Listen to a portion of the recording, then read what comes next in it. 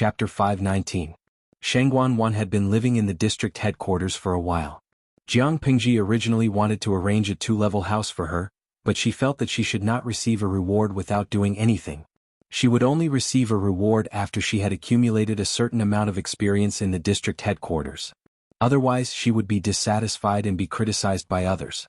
Jiang Pingji knew Shangguan's stubbornness, so she did not insist. It was good for her to live in the district headquarters. At least no one dared to ignore Shangguan. The girls in the government office dared not belittle or neglect her. With her background, she got the hang of the work in the government office quickly. The girls gradually admired her and acknowledged her as their superior.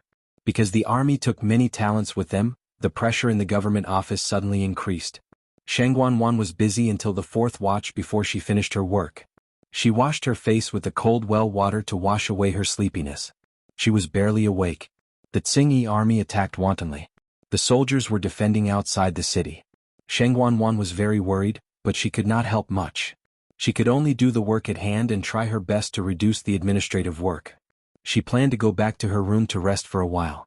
As she walked, she gently beat the sore spot on her neck with her fist. Halfway there, her sharp eyes saw a black shadow quickly drifting across the corridor, and her heart suddenly leaped into her throat. "Who's there?" Shangguan secretly pulled out the short knife from her waist and looked in that direction vigilantly.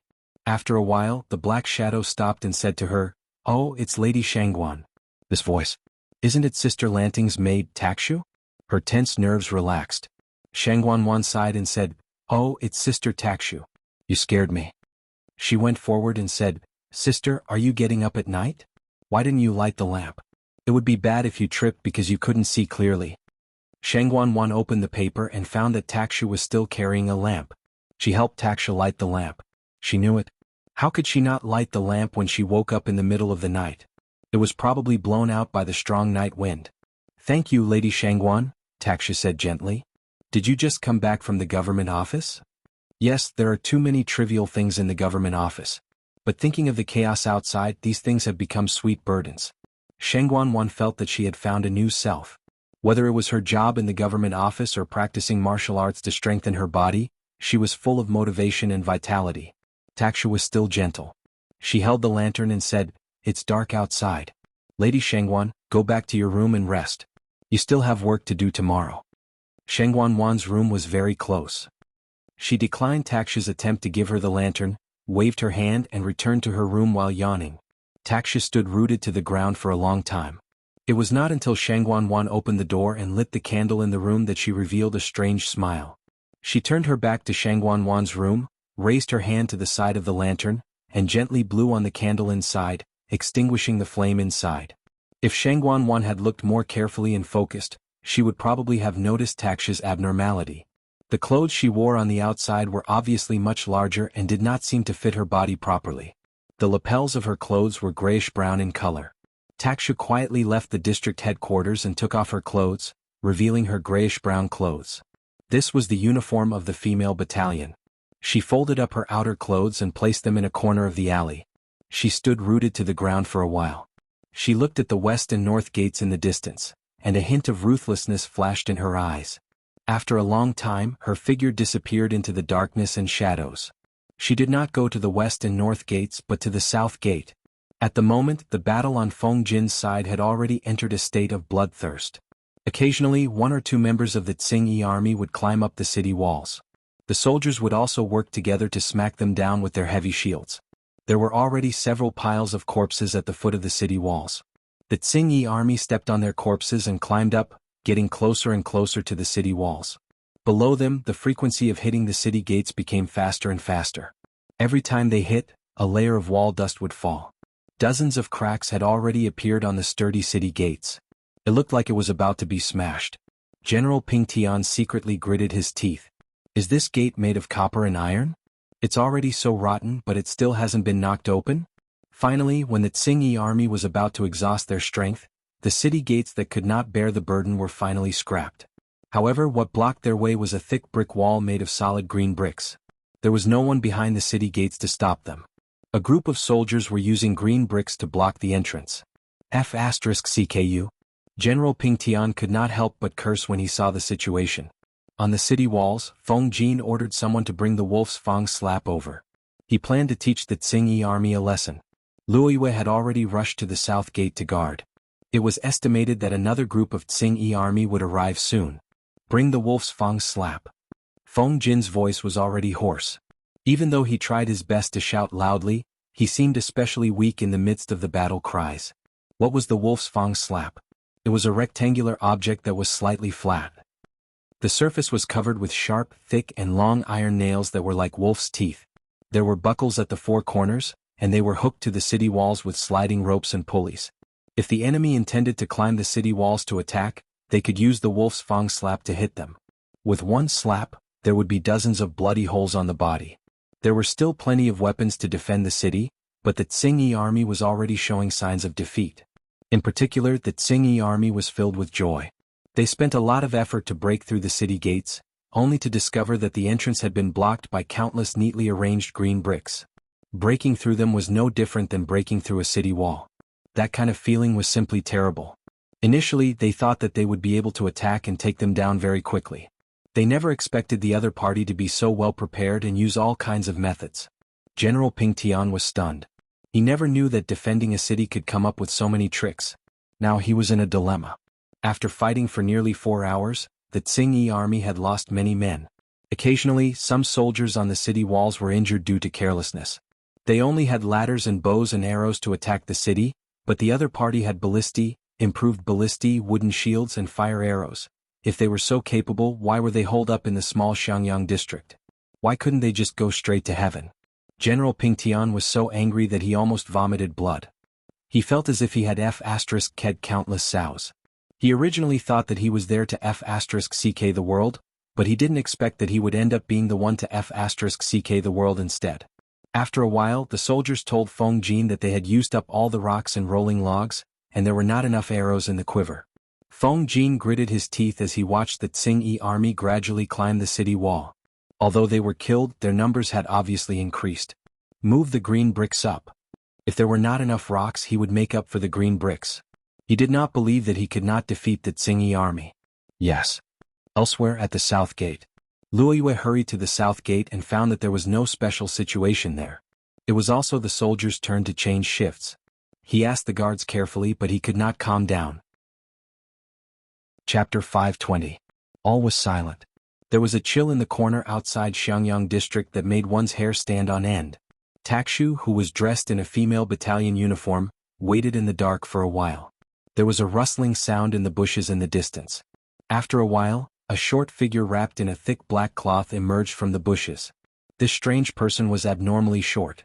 When he stood up, he was only a head taller than the lush bushes outside the city. If he bent down and hid in the bushes, he would not be seen at all. The person groped his way to Takshu's position and made a strange chuckle. The person made a hoarse and piercing voice and said in a peculiar tone, "You're more precious than the princess in the palace. It's so hard to see you."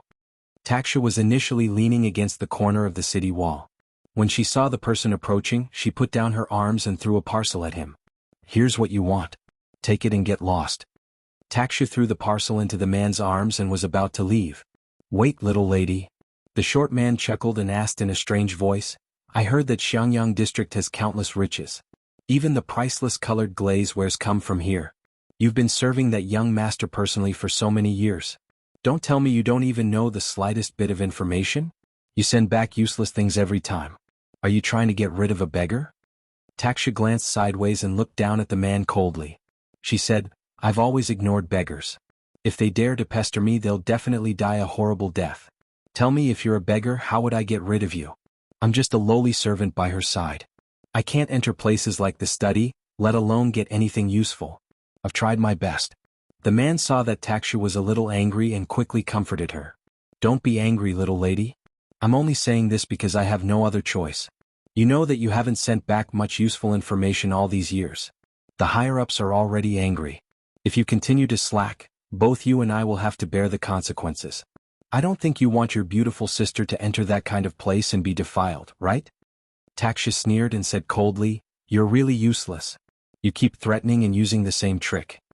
The man chuckled and shamelessly admitted, "It doesn't matter if the technique is old or not as long as it works. I heard that Lucy treats you very well. In the future he can take you in as a concubine. If you can give birth to a son or a daughter, considering the relationship between master and servant, your life will be good. I only have a handle on your sister now. If I don't hold on to her tightly with your intelligence, why would you risk your life for me? Taksha revealed a disgusted expression and lowered her head. She seemed to be thinking about what the other party had said and was deliberating about something. The man continued, "Forget it.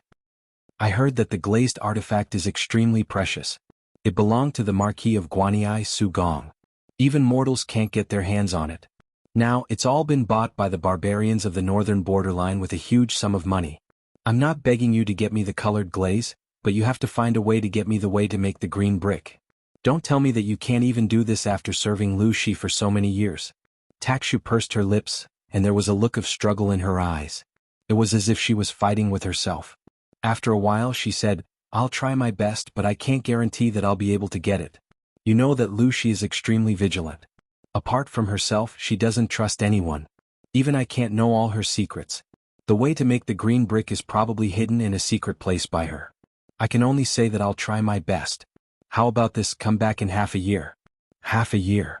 The man's voice suddenly rose. Taksha sneered. "Half a year is already very stressful. Lu Shi is no longer the young man who can be easily fooled. Now he's as shrewd as an old fox. Even the slightest abnormality will be suspected by her. If I'm exposed, the last pawn that you've placed by her side will be useless. Who will pass on her news to you in the future? Xuanmei has already defected. Don't expect her to be useful." The man hesitated and struggled in his heart. He still felt that half a year was too long. Taksha continued, "She brings me with her wherever she goes now, and the county residence is usually strictly guarded. If she hadn't gone to war this time, how could I have found a chance to contact you? Half a year is stressful enough. If you think it's too long, get yourself another pawn." The man was almost choked by Taksha's words. If it was so easy to place pawns, why were there only Takshu and Xuanmei after so many years? Xuanmei had hugged Lu Shi's thigh a long time ago and remarried. Fortunately, Xuanmei did not know any confidential information. Otherwise, how could she be alive? Taksha was different. She was cruel and merciless, but she had helped them do many confidential things. It was not easy to raise a talent, and it was even more difficult to raise a talent who could avoid Lu Shi's eyes and ears. Although Lu Shi had been depressed for a while because of the death of his beloved wife, he was still very strict with his supervision and cleanliness of the backyard. He had quietly gotten rid of all the spies he had planted. One by one they had died a miserable death. His methods of killing were extremely cruel. He had clearly vented his anger over his wife's death on these spies. Even when Lu Shi went to Hu County, the Lu residence was still guarded by Gu Zhen and Bai Dai. It was still watertight. He had spent a lot of effort to protect these two pawns. He was not willing to give up on Taksha now. The man said, "All right, I'll give you half a year. You must get the method to make the blue brick." Taksha nodded. Her cold expression became a little more gentle. In the end she asked hesitantly, "How is my sister doing now?" The man said unhappily, "She's not much worse than the Empress's life. She's doing well." "That's good." Taksha heaved a sigh of relief. Before she left, the man asked again, "Are there really no other daughters in the Lu residence?" Taksha's expression did not change. "No. Isn't the only daughter of a mistress married into the royal family?" The man muttered to himself and left with the small bag that Takshu had given him. Before he left, he did not forget to remind her. "Takshu, we've known each other for more than 10 years. You and I both know that don't be as silly as Xuanmei. We have to be loyal to our master so that we can have a good life in the future. Remember, we are the most obedient dogs of our master. We can only bark when she asks us to bark. Otherwise we'll be barking wildly. That's mad dogs. Don't be won over by Lu Shi." After the man finished speaking, he went back into the bushes. The night wind blew, and the darkness of the night covered Takshu's strange and cold expression. "Who said that I'm loyal to your master or Lu Shi?" Chapter 521. Seriously, letting a bunch of weak women guard the city gate. Is there something wrong with the higher-ups' brains? At the south gate, the soldier guarding the gate yawned and squeezed out 2 drops of tears from the corner of his eyes. He complained lazily. His companion, who was patrolling with him, lowered his voice and said, "Don't talk nonsense. We can't afford to offend those women." "What's wrong?" The soldier raised his right eyelid lazily and said disdainfully, "I used to be a bandit. Although I've turned over a new leaf, it's not like I haven't tasted women before. They only know how to scream when they encounter something, and they're as weak as a kitten. Before the soldier turned over a new leaf, he was a bandit who robbed houses. It wasn't that he was bad by nature, but that life was too harsh. Like the youths in the village, he had no choice but to become a bandit.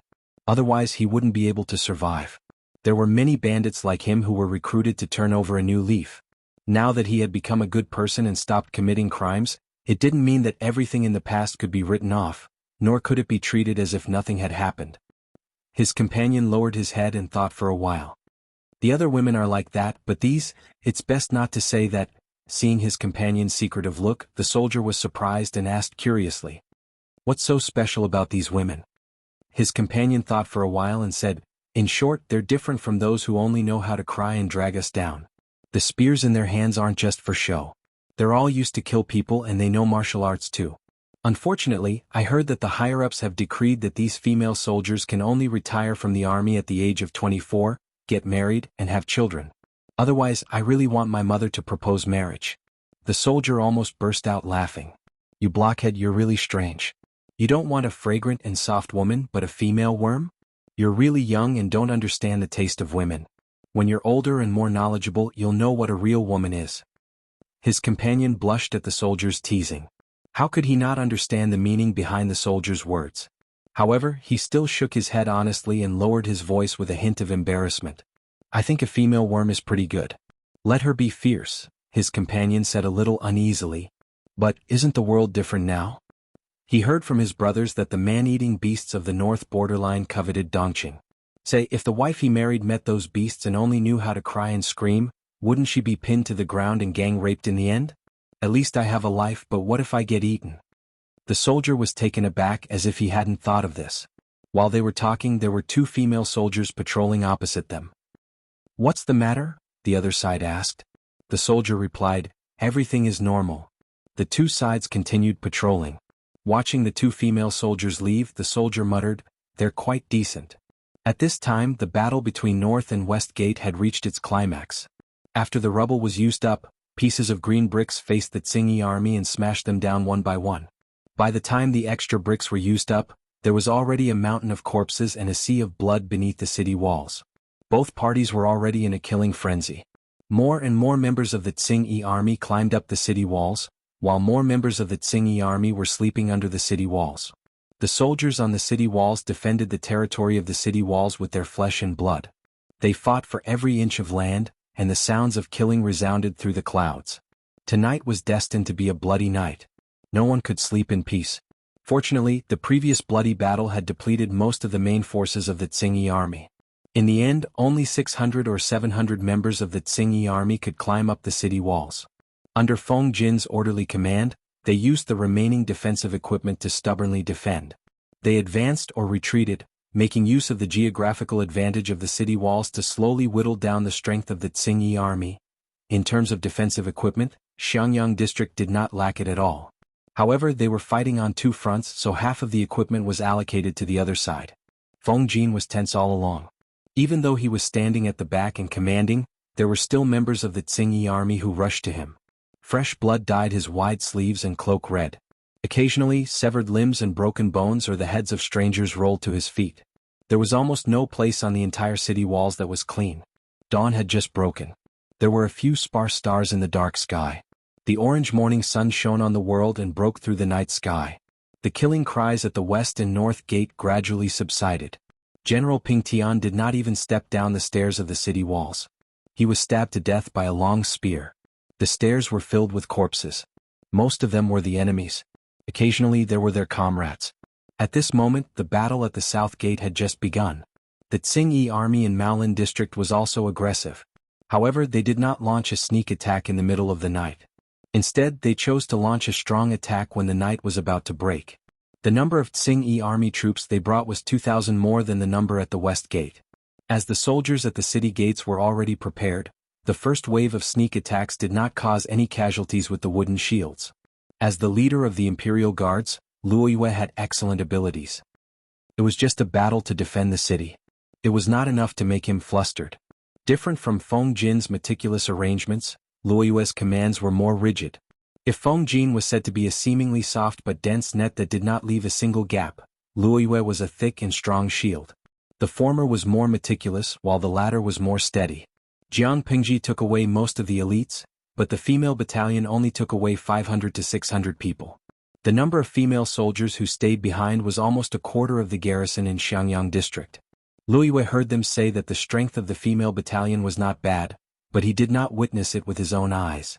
However, the reality was far better than what Luoyue had imagined. He initially thought that they had not seen blood before. Faced with such a large battle formation, they would panic or scream in fear. In the end, they did not. He secretly lamented that Jiang Nongqin and his lord were good at training people. In his impression, the female soldiers who only knew how to cry actually had courage that did not lose to the men. They used the improved crossbows well, and their shooting accuracy was not the least bit inferior. Indeed, who would care about gender at the juncture of life and death? The female and male soldiers cooperated to load the crossbows and shoot at the attacking enemy. The soldiers who raised their shields blocked wave after wave of arrows that were shot from below the city. However, there were always stray arrows that passed through the wooden shields and injured people. They pierced into the flesh. Although it was not fatal, the injury was not light. At such a time, naturally, no one could bring the injured down for treatment. They could only use brute force to pull the arrowheads out. Then they used a torn piece of cloth to bandage the wound tightly to prevent it from bleeding too much. Compared to the west and north gates, the south gate had more resources to defend the city. The crossbows stopped the enemy at a distance of 500 steps away. The Tsing-Yi army tried to approach the south gate with their shields, but the penetrating power of the crossbows was far more terrifying than they had imagined. However, although the crossbows were powerful, there were only more than 30 on the city walls. It was impossible to stop all the Tsing-Yi army. Finally, they abandoned hundreds of corpses and finally approached the blind spot of the crossbows. Chapter 522.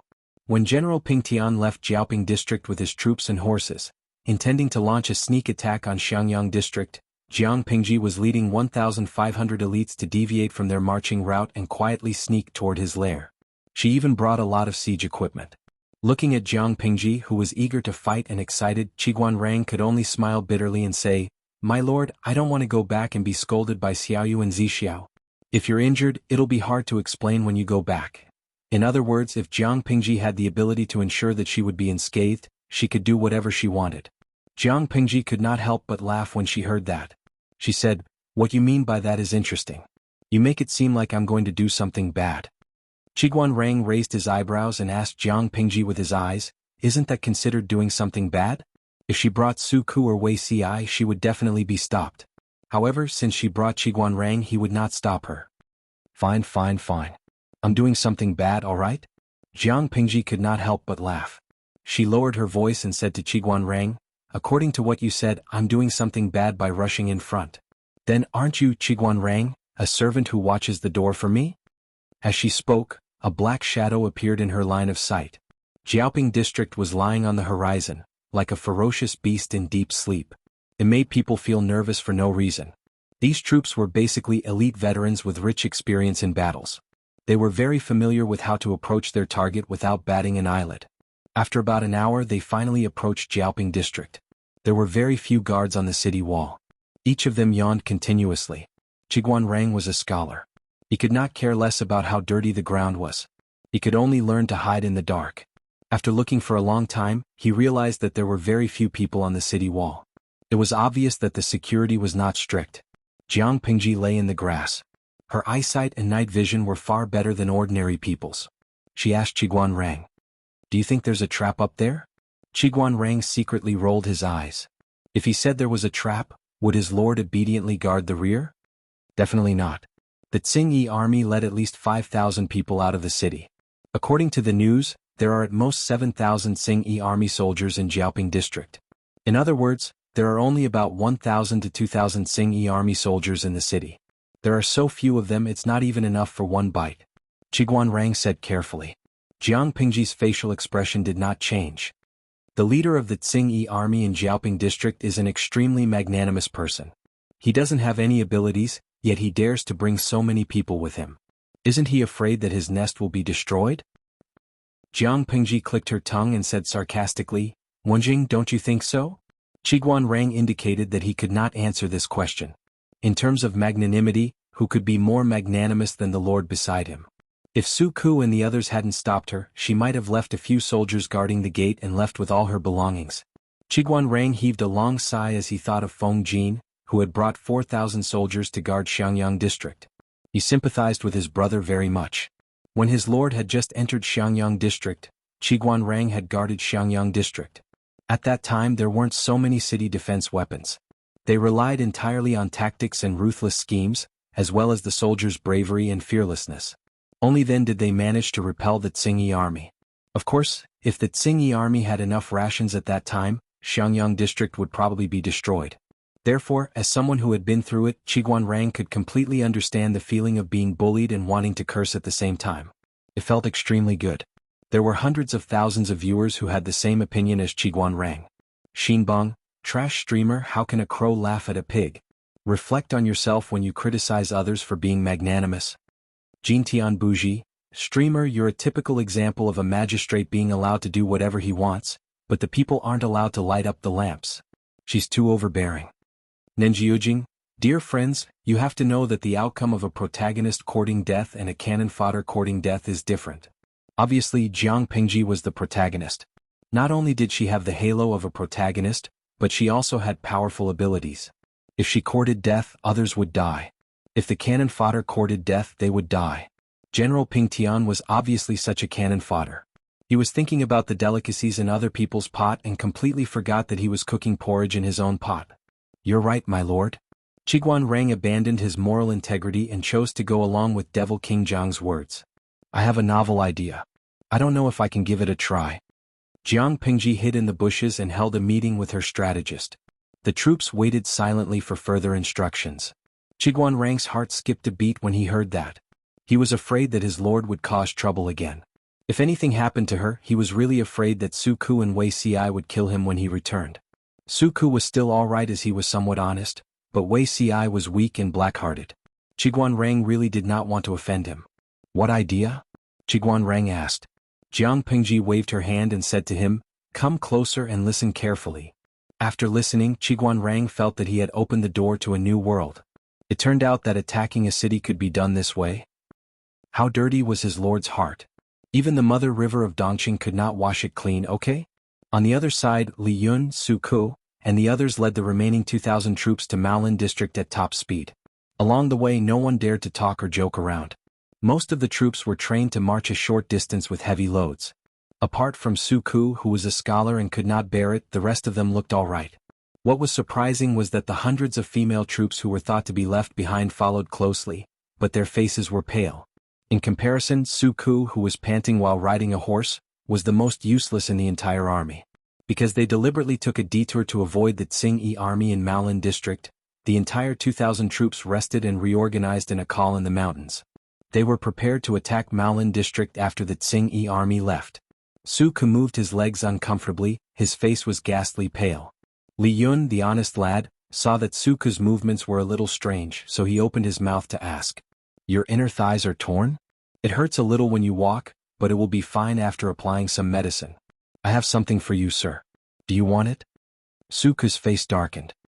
He noticed that the surrounding people were looking at him suspiciously. He rejected them awkwardly. No need, I'm fine. Li Yun adjusted his breathing while showing concern for Su Ku. Sir, you don't look well. Su Ku's mouth twitched. Silence was golden. Faced with such an honest lad, how could a normal person look well? I'm just worried about the Lord's side. Will there be any changes? Su Ku casually changed the topic. Because of her willfulness, Jiang Pingji only brought 1,500 elites and a few siege weapons. It was impossible for Su Ku not to worry. But thinking that the Lord had also brought troops to occupy Xiangyang district, he felt that he was worrying too much. Reality proved that his Lord's thinking was not something that ordinary people could understand. Chapter 523.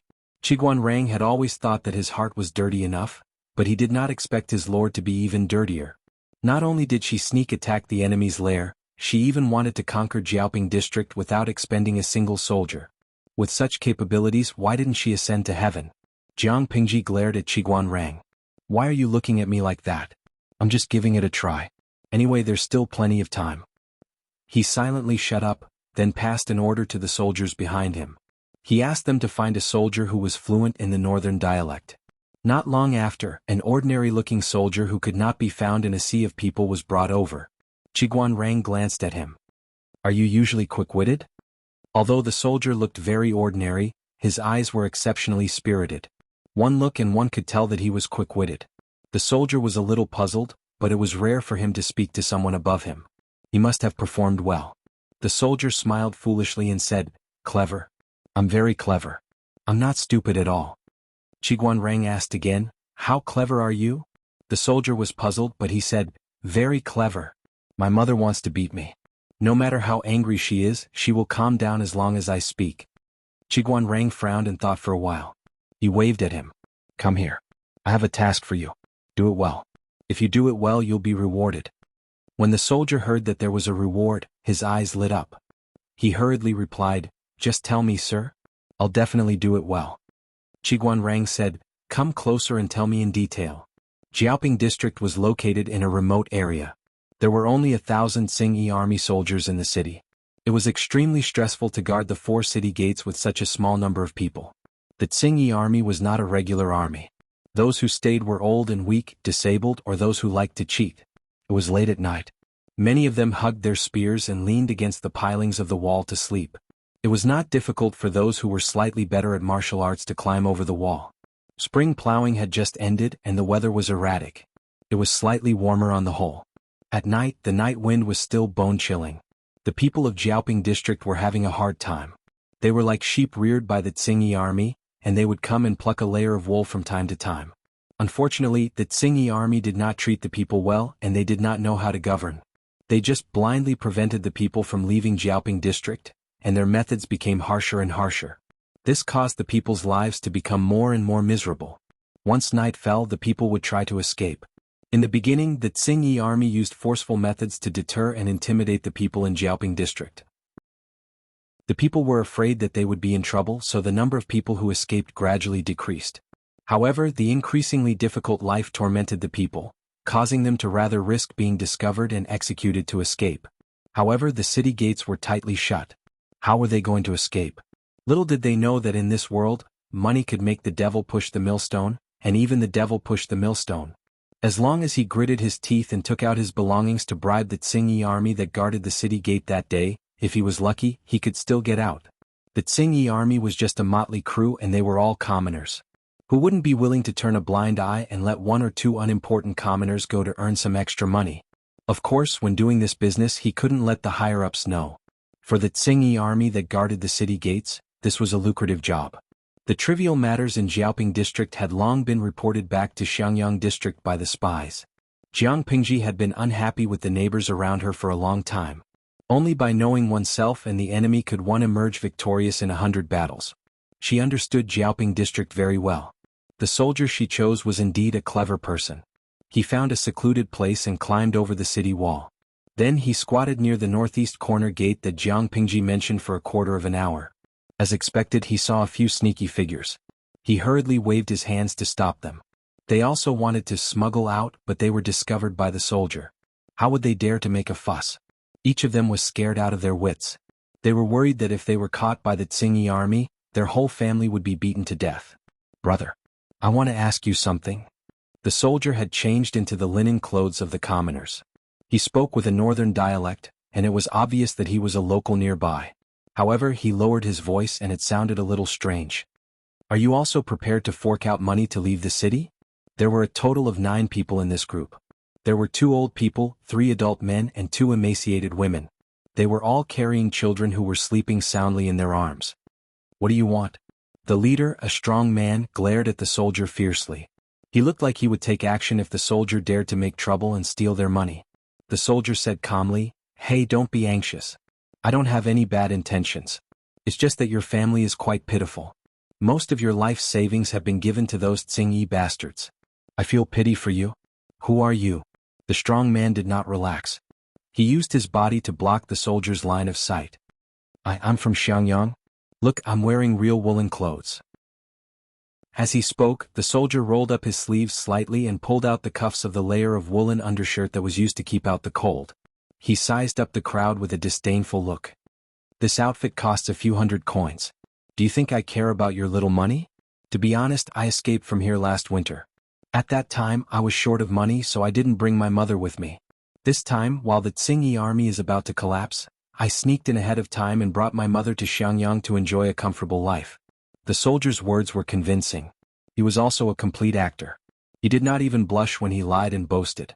Most of the people in Jiaoping district had heard of woolen clothes, but they had never seen them before. However, the strong man's attention was not on the snow-white woolen sleeves, but on something else. What do you mean the Tsingyi army has collapsed? The soldier was startled and said, "You don't know? The Tsingyi bastards took the people to war. We don't know when they'll return. There are thousands of bastards in the district now, but most of them are still sleeping like pigs. I reckon that even if we cut off their heads now, they probably won't wake up. Otherwise, how did little brother crawl in? I think it's easy for you guys to flirt with the Tsingyi bastards at the city gate. There's no need to pay. I stopped you to ask where the people in Dogtail Alley went. I couldn't find my mother for a long time." The strong man thought for a while and asked his wife. He said to the soldier, "The houses in that alley have been requisitioned by those bastards. The people living there have been driven to the north of the city. Your mother should be in the north of the city?" The soldier nodded happily. "All right, thank you, big brother. I'll bring my mother to Xiangyang to enjoy a comfortable life." However, before he could take a step, he was stopped by the strong man. The man asked, "Little brother, you said those Tsingyi bastards were taken to war." Chapter 524. The soldier vividly portrayed a talkative and warm-hearted young man. While he was enthusiastically concerned about the family, he complained about how tough his life was before he went to Xiangyang and how good his life was after he went there. Indeed, if his life was not good, how could he afford to wear woolen clothes that cost hundreds of copper coins? After rambling for a while, the soldier said casually, "By the way, brothers, I'll share my experience with you as someone who has been through it. If you're planning to go to Xiangyang, I suggest you go to Qingan district first. It's nearer." Qingan district? The strong man had completely let down his guard. He couldn't wait to know more about the outside world. He frowned and said suspiciously, "I heard that Qingan district has become a ghost. The Tsingyi bastards there are even more inhuman than the ones here. If our family goes there, it's no different from looking for the king of hell to reincarnate." The soldier was also startled for a moment. Then he let out a hey, and slapped his forehead with his hand, smiling awkwardly. "Look at my bad memory. I forgot to tell you that the bastards in Qingan district have been taken care of." The soldier lowered his voice and there was a tinge of excitement in his words. "The person who took care of these bastards is the one in Xiangyang district. He's amazing. He took care of them in half a day." The few men's eyes lit up when they heard that. They squeezed the soldier's hand excitedly. "Really?" The soldier nodded heavily and said, "It's true. How can it be fake? It's not easy to get a household registration in Xiangyang district. Those newly built houses can't be bought no matter how hard they try. Brothers, go to Qingan district and wait. Imagine what Xiangyang district looked like in the past. It was also occupied by the Tsingyi bastards. Now it's like a paradise on earth. It's so beautiful." The strong man followed the soldier's lead and asked, "Do you think that Qingan district will be as good as Xiangyang district in the future?" The soldier nodded affirmatively. "Of course. I heard that the magistrate of Xiangyang district is short of manpower. I plan to settle down and find a good job there in the future. Last year I didn't make it in time. Everything was almost built when I went there. I heard that those hard-working families can earn enough money to buy a house. They don't have to worry about food and drink."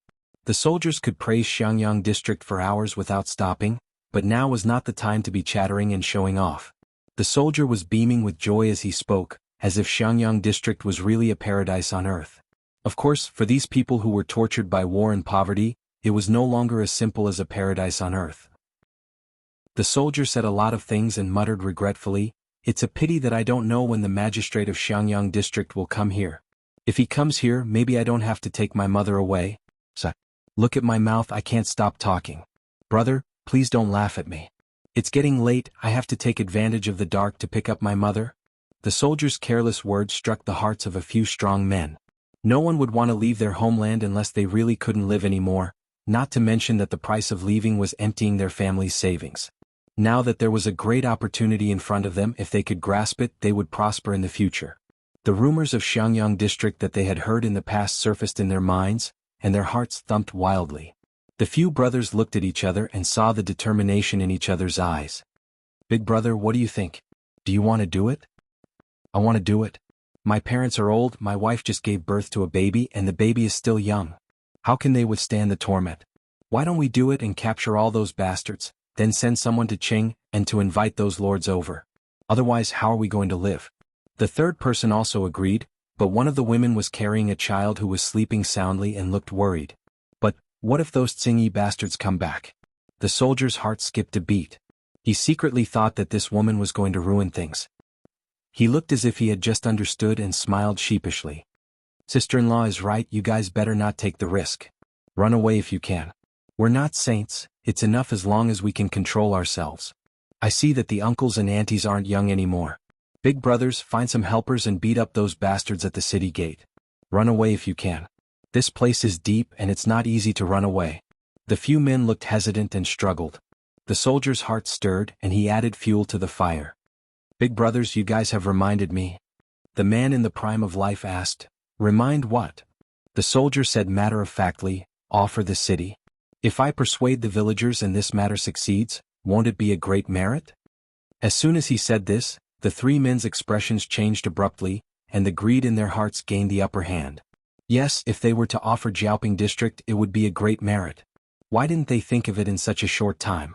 They were almost delayed by their own women and pushed away such a good thing for no reason.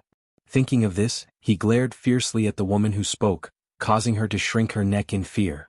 Fearing that this merit would be taken away by the soldier, the three men first said with embarrassment that they had left something at home and asked him to take care of it. Of course, to be on the safe side, the two older brothers left, leaving the youngest brother to delay the soldier. The soldier secretly heaved a long sigh of relief. It was not easy to fool people these days. His master Qiguan said that if there was no movement in the city at dawn, the elites outside would attack Jiaoping district. Now that it was night time, if they moved quickly they should be able to catch up. Seeing the family return, the soldier who was hiding in the dark frowned and secretly rejoiced that he was lucky. Looking at the big brother who held him back, the soldier's heart skipped a beat. He pretended to be an enthusiastic and simple-minded fool. Outside the city, Jiang Pingji sleepily yawned. Qiguan Rang looked up at the moonlight, and he was somewhat uncertain. Could a single soldier really instigate the people in the city to rebel? If Jiaoping district has sufficient troops, the people who are used to being oppressed and threatened will most likely not have the guts to rebel. However, there are only 1,000 people in the Tsingy army in the city, and it's the time when everyone is sleepy and asleep. It's a dark and windy night, the time to commit murder and arson. While they were talking, a conspiracy was brewing in Jiaoping district. The oppressed people formed groups of 3 to 5.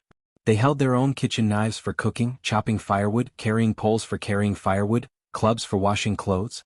They took whatever they could and rushed madly to the territory of the Tsingy army, which they knew was the territory of the Tsingy army. Most of the members of the Tsingy army who were guarding the place were already drowsy, and some directly entered their dreams to look for the Lord of Zhou. Chapter 525. Many members of the Tsingy army were hacked or hammered to death in their sleep. Some were lucky enough not to be beaten to death. They were just tied up with ropes and stuffed in their mouths to prevent them from making any noise and waking up the other members of the Tsingy army. In the beginning, these people were still anxious and uneasy.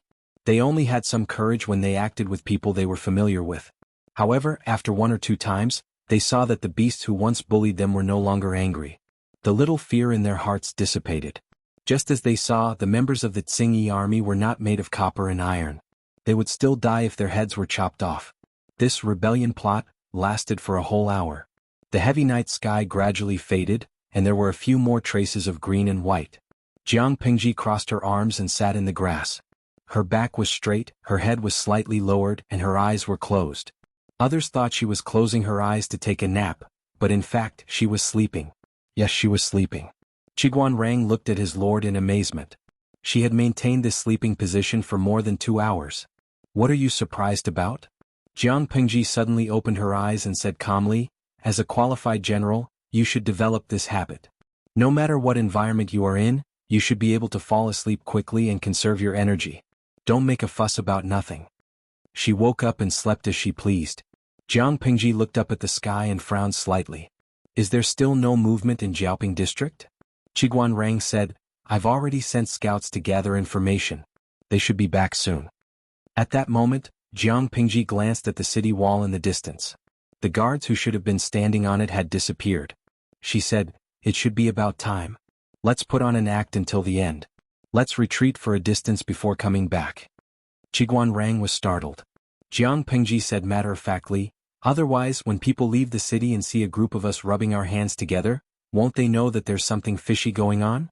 They offered the city and we passively took it over. Jiaoping district was not seized by us, understand? It was seized and others rushed to deliver it. The two sounded different. Qiguan Rang almost choked. Why didn't he know that his lord had such a shameless side to her? Thinking of something, Qiguan Rang said, if that's the case there won't be a chance for the lord to display his skills. Jiaoping district was conquered without bloodshed, and it was because the others had rushed to help. Naturally, Jiang Pingji did not have to charge and break through enemy lines. She said, look at what you're saying. It's as if I'm a bloody warrior. People would die in war. Even if it was an overwhelming victory, it was hard to guarantee that there would be no casualties. It would be best if they could take over Jiaoping district peacefully. Why are you fighting? You're harming the harmony of the world. Jiang Pingji spoke righteously. Not only did Qiguan Rang think she was shameless, but the audience who stayed up late to watch the live stream also ridiculed her. Yuantong Courier, hee the biggest joke of the year, the host is a pacifist. Zhongtong Express Post, I think there's nothing wrong with the host's words. The enemy's life is not life, but the life of one's family is different. Shintong Express, sigh, the streamer must have forgotten how much she wanted to fight on the battlefield. I could feel the resentment emanating from her even through the screen. Now he turned around and said that he was a pacifist. Didn't he feel ashamed? In fact, Jiang Pingji was indeed a pacifist, but her peace was to stop killing by killing. She killed the enemy. She did not care how many enemies died, but she would avoid unnecessary losses on her side if possible. Before Qiguan Rang could speak, Jiang Pingji said, according to the time and distance after we take over Jiaoping district, if we take shortcuts, we can rush back to Xiangyang district and attack the rear of the Qingyi army. I'm worried that we can't defend Xiangyang district. After taking over Jiaoping district without bloodshed, the loss of troops on Jiang Pingji's side was almost zero. The biggest advantage of taking over peacefully was that she did not need to spend time to appease the people. She could even temporarily recruit a group of people to help defend Jiaoping district. She could bring 1,000 troops to aid Xiangyang district. This was the fastest way she could think of. Qiguan Rang frowned and asked, how can this be? 4,000 troops are indeed tight, but Huayu and Coach Luoyue are not easy to deal with. The defense in the city is perfect. It's almost impossible for a motley crew like the Qingyi army to take over Xiangyang district. You said it's almost impossible, not absolutely. Jiang Pingji's face darkened as she said, Wenjing, do you still remember when I left Hejian and followed my father to Shangjing? Why did I entrust the troops to you to take care of them? Qiguan Rang did not understand. He carefully recalled the memory of that time and suddenly thought of something. His expression changed slightly. My lord, you mean? Lady Takshu. Qiguan Rang was stunned. That year, Jiang Pingji sneaked into Wei Yuan's residence late at night and entrusted the trifling matters of the troops to Qiguan Rang. Between her words, she hinted that there was a dirty person around her. At that time, Qiguan Rang did not know who she was until she left Xuanmei behind and took Takshu away. According to his understanding of Jiang Pingji, the more dangerous something was, the more she liked to keep an eye on it. Later, when Su Ke married Xuanmei, Qiguan Rang was even more certain of his guess. My lord is really muddle-headed. Since you're sure that there's something wrong with Takshu, why don't you? Qiguan Rang looked anxious. Takshu's identity had yet to be revealed. If she did something in Xiangyang district, it would be hard to guard against it. Jiang Pingji raised her eyes lazily and said, Wenjing, don't worry. Although I'm a little risky, I'm not fooling around. There's something wrong with Takshu and it's a big problem. Do you understand that she has more than one master behind her back? After so many years I've found out about one of them, but I've never had a clue about the other. It's better to keep her by my side than to plot in the dark. But if she takes advantage of this crisis and lets the Qingyi army enter the city, she won't do that. Jiang Pingji sneered and said with absolute certainty, before achieving a certain goal, she won't do anything to hurt me. Perhaps, more than anyone else, she hopes that I can gain a foothold in the north. Qiguan Rang was speechless. His intelligent brain felt inadequate. Suddenly, he said irritably, Isn't Lady Takshu the personal maid that the old master prepared for you? How could she be taken advantage of? Jiang Pingji said meaningfully, Yes, my father prepared her, but she can't handle her long hands. If she told Qiguan Rang that there was something wrong with Xuanmei, he would probably go crazy. What kind of luck does my father have? There's something wrong with the two people he arranged. Tiske. As they were talking, the tightly shut city gate of Jiaoping district opened. A group of more than 100 people sneaked out of the city before dawn. About half an hour later, the two groups of people met on the way. The people were trembling with fear. Jiang Pingji looked solemn and reported her origins in a low voice. I'm the district magistrate of Xiangyang district, Lu Shi. Who are you and where are you from? Lu Shi? The district magistrate of Xiangyang district? The people were in an uproar and they discussed animatedly.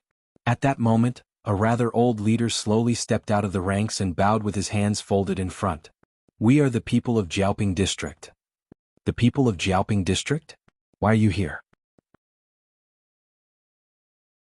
Chapter 526. As the old man knelt, the hundreds of people behind him also knelt on the ground, begging. Each of them was sallow and emaciated, and their skin had an unhealthy color to it. It was as if they would faint if they said two more words. The audience in the streaming room could not bear to see this. They could not help but send bullet screens to advise Jiang Pingji to stop putting on a show and quickly accept these people. Yibio, streamer, they look so pitiful. Didn't you say that the common people are like duckweed in troubled times? They're begging you so much, just accept them. Anyway, this is also one of your plants. It's not good to let them kneel. Jiaging Yizhang, Tisk, that's why I said the streamer's heart is really dirty. It's obvious that she covets Jiaoping district. She secretly instigated people to kill the Tsingyi army who stayed behind and begged her to accept Jiaoping district. TSK, she gets all the good things. Is there any justice?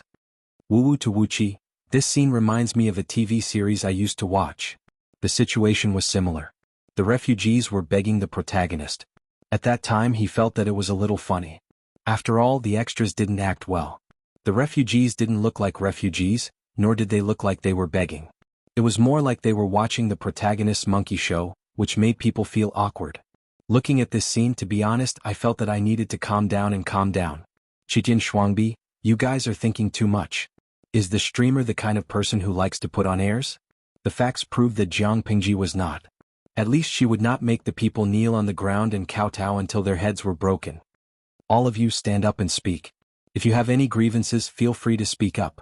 If I, Lu Shi, can help everyone settle it, I will definitely not refuse.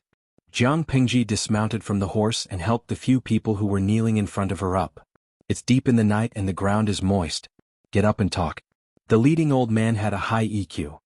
Naturally, he wouldn't kneel on the ground and say things like, if you don't listen to us, we won't get up. This wasn't begging for mercy, it was another form of blackmail. So when Jiang Pingji helped him up, he stood up. This old man was quite prestigious in Jiaoping district. When the other commoners saw that he had gotten up, they helped each other up from the ground. The old man bowed again and said, Magistrate Lu, where are you preparing to go with your troops? Jiang Pingji said, I heard that Qing and Jiaoping and Maolin districts are plagued by bandits from the Tsingyi army. The people have no way of making a living, so I came over to clear them out. The members of the Tsingyi army in Qinggan district have all been killed. They originally wanted to reorganize in peace. Not long ago, they heard that the Tsingyi army in Jiaoping district had gathered their troops and horses and left in full strength. They did not know what their purpose was. That's why I brought some troops over to check out the situation. The old man was overjoyed. His eyes brimmed with tears as he said excitedly, what a coincidence.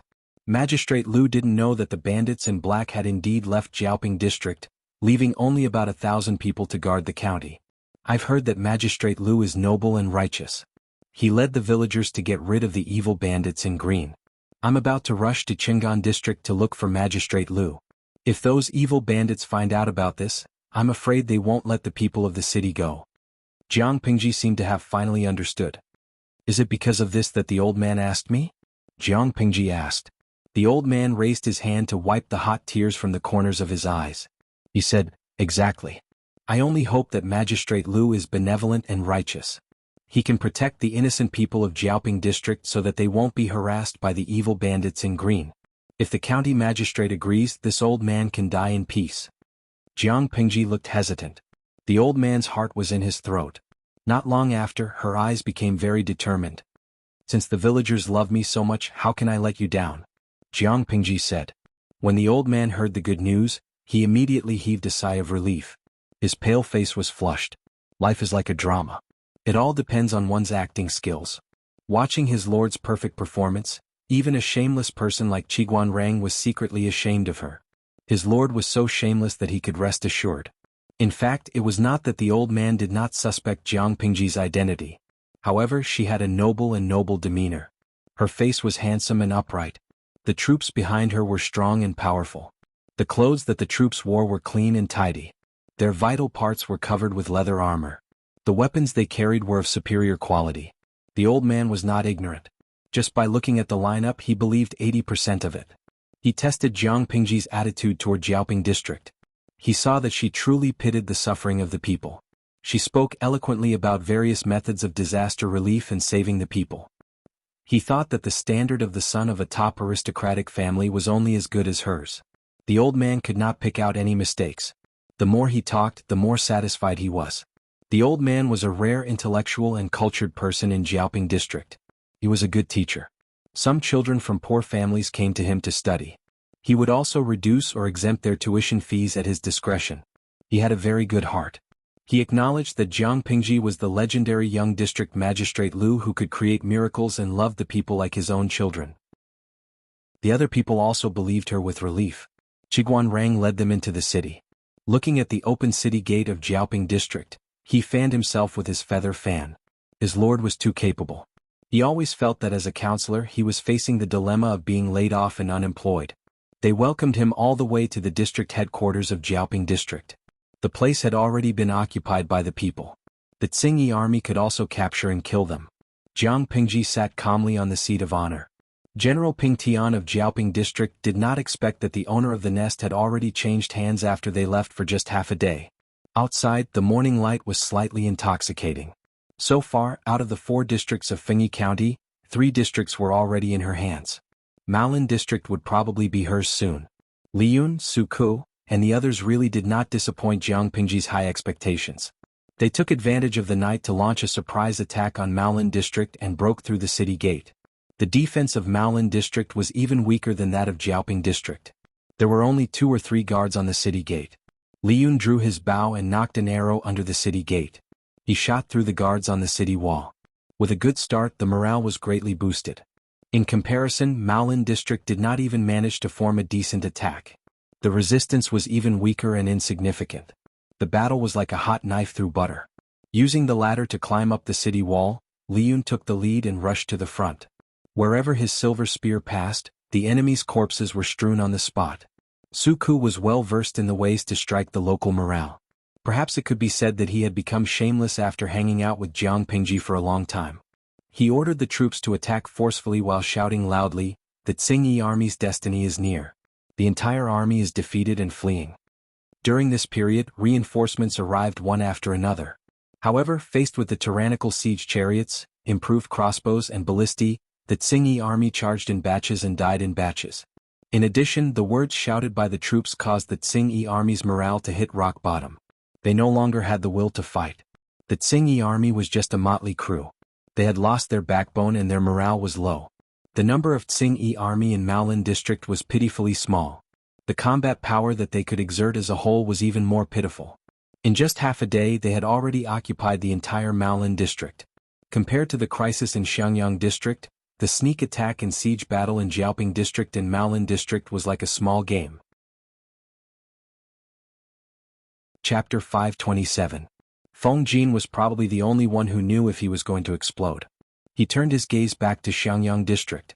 The Tsingyi army at the west and north gates had been completely defeated. Some were dead and some were injured. Many of the Tsingyi army saw that they had lost the upper hand.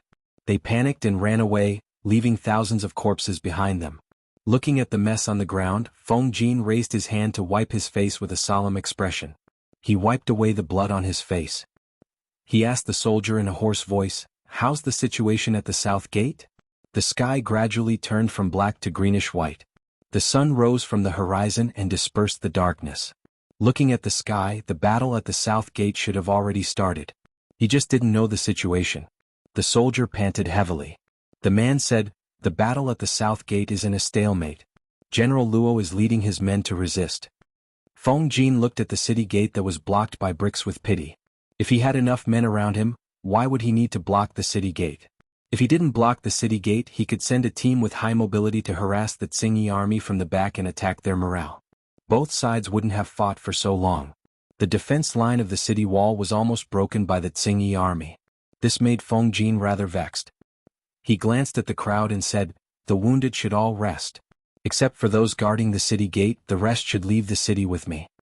After blocking the west and north gates, they could still go out from the east gate. They could outflank the Tsingyi army from the back and harass them. As long as the south gate was strong, the Tsingyi army couldn't take it down after a long time, and the back was harassed many times, their morale would definitely plummet. A soldier was covered in blood. He looked like a bloody man and was in a terrible state. He stopped Feng Jin. "Sir, you mustn't. You just need to tell us what to do. There's no need to risk leaving the city." Feng Jin said resolutely, "I'm not powerless. I can protect myself. Soldiers, there's no need to say more." The soldiers were physically strong.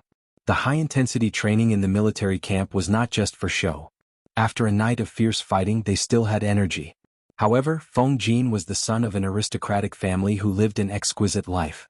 His body was better than ordinary people, but compared to these rough men he was still a lot weaker. Now even he could grit his teeth and say to continue fighting.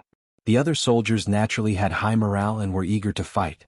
The situation at the south gate was slightly better than Feng Jin's side.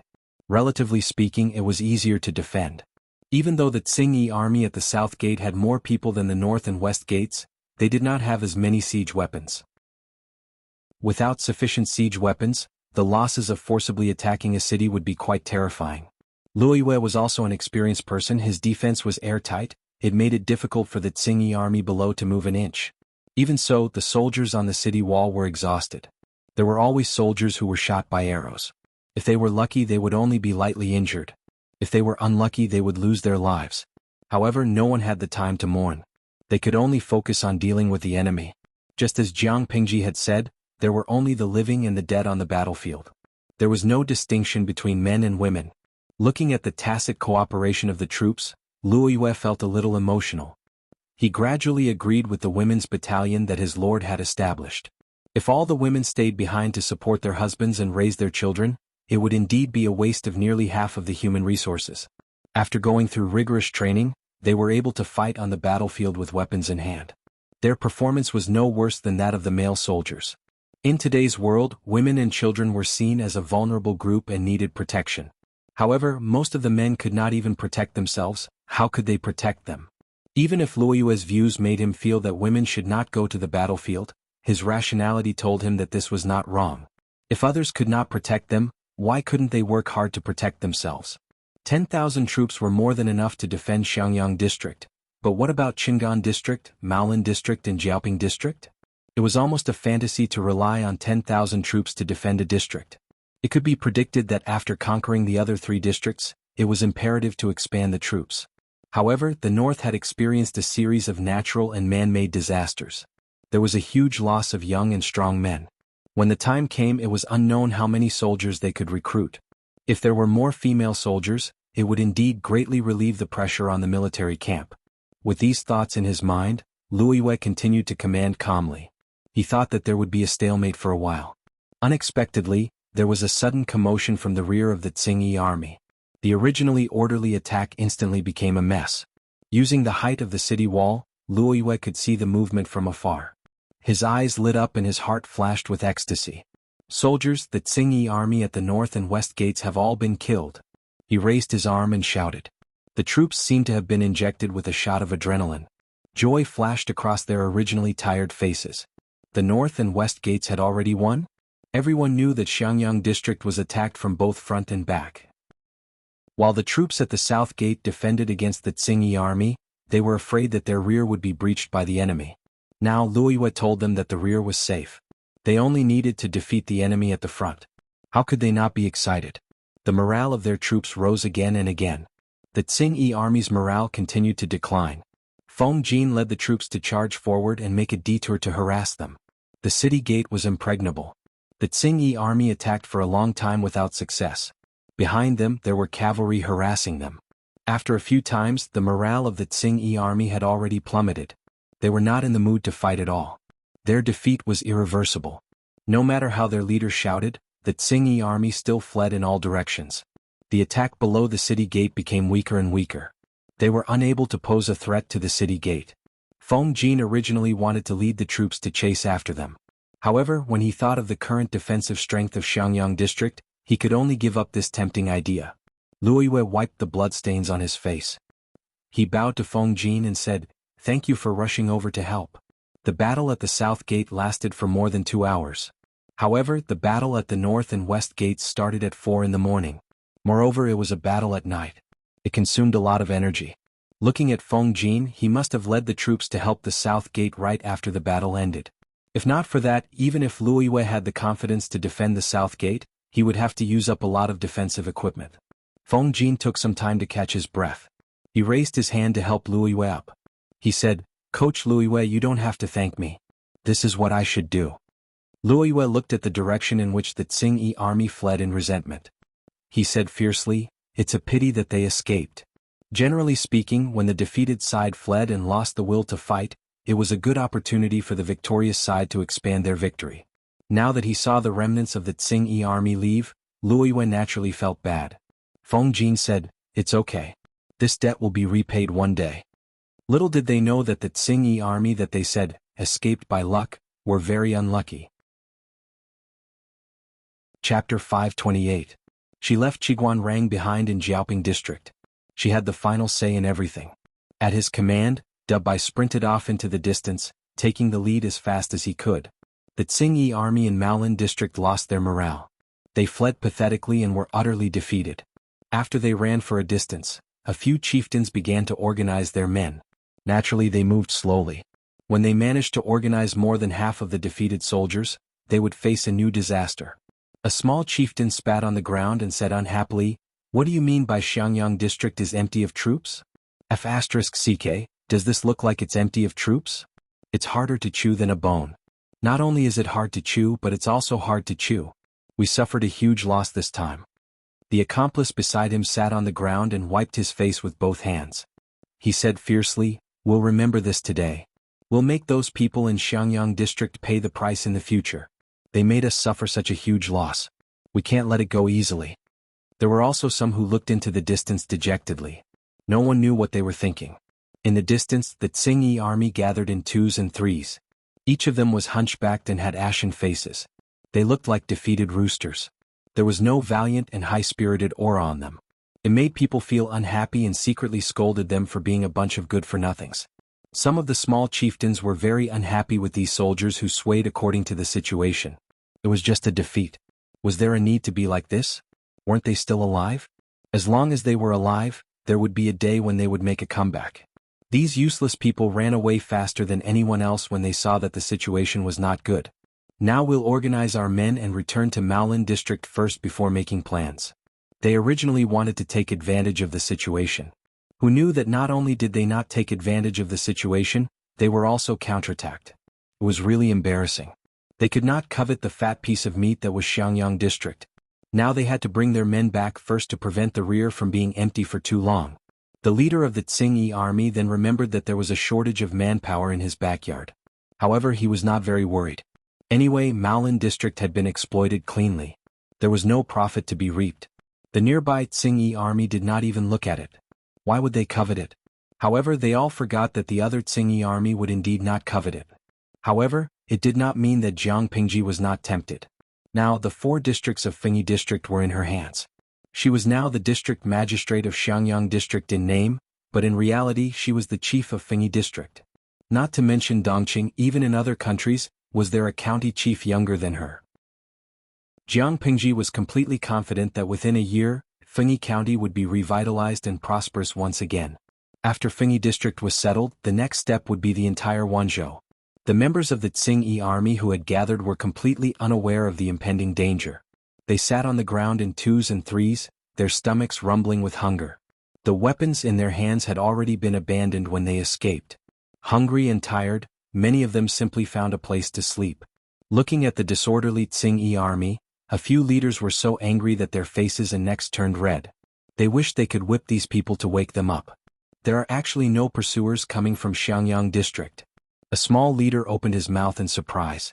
The other person was slightly more knowledgeable and replied, "They didn't go out of the city to pursue them. It's most likely because there aren't enough people in the city to hold them back. The leader said, smen in had in, it's hard to deal with them when they don't have enough men. What would happen if they had enough men? Don't boost others' morale and belittle your own. Maybe they think there's no need to chase.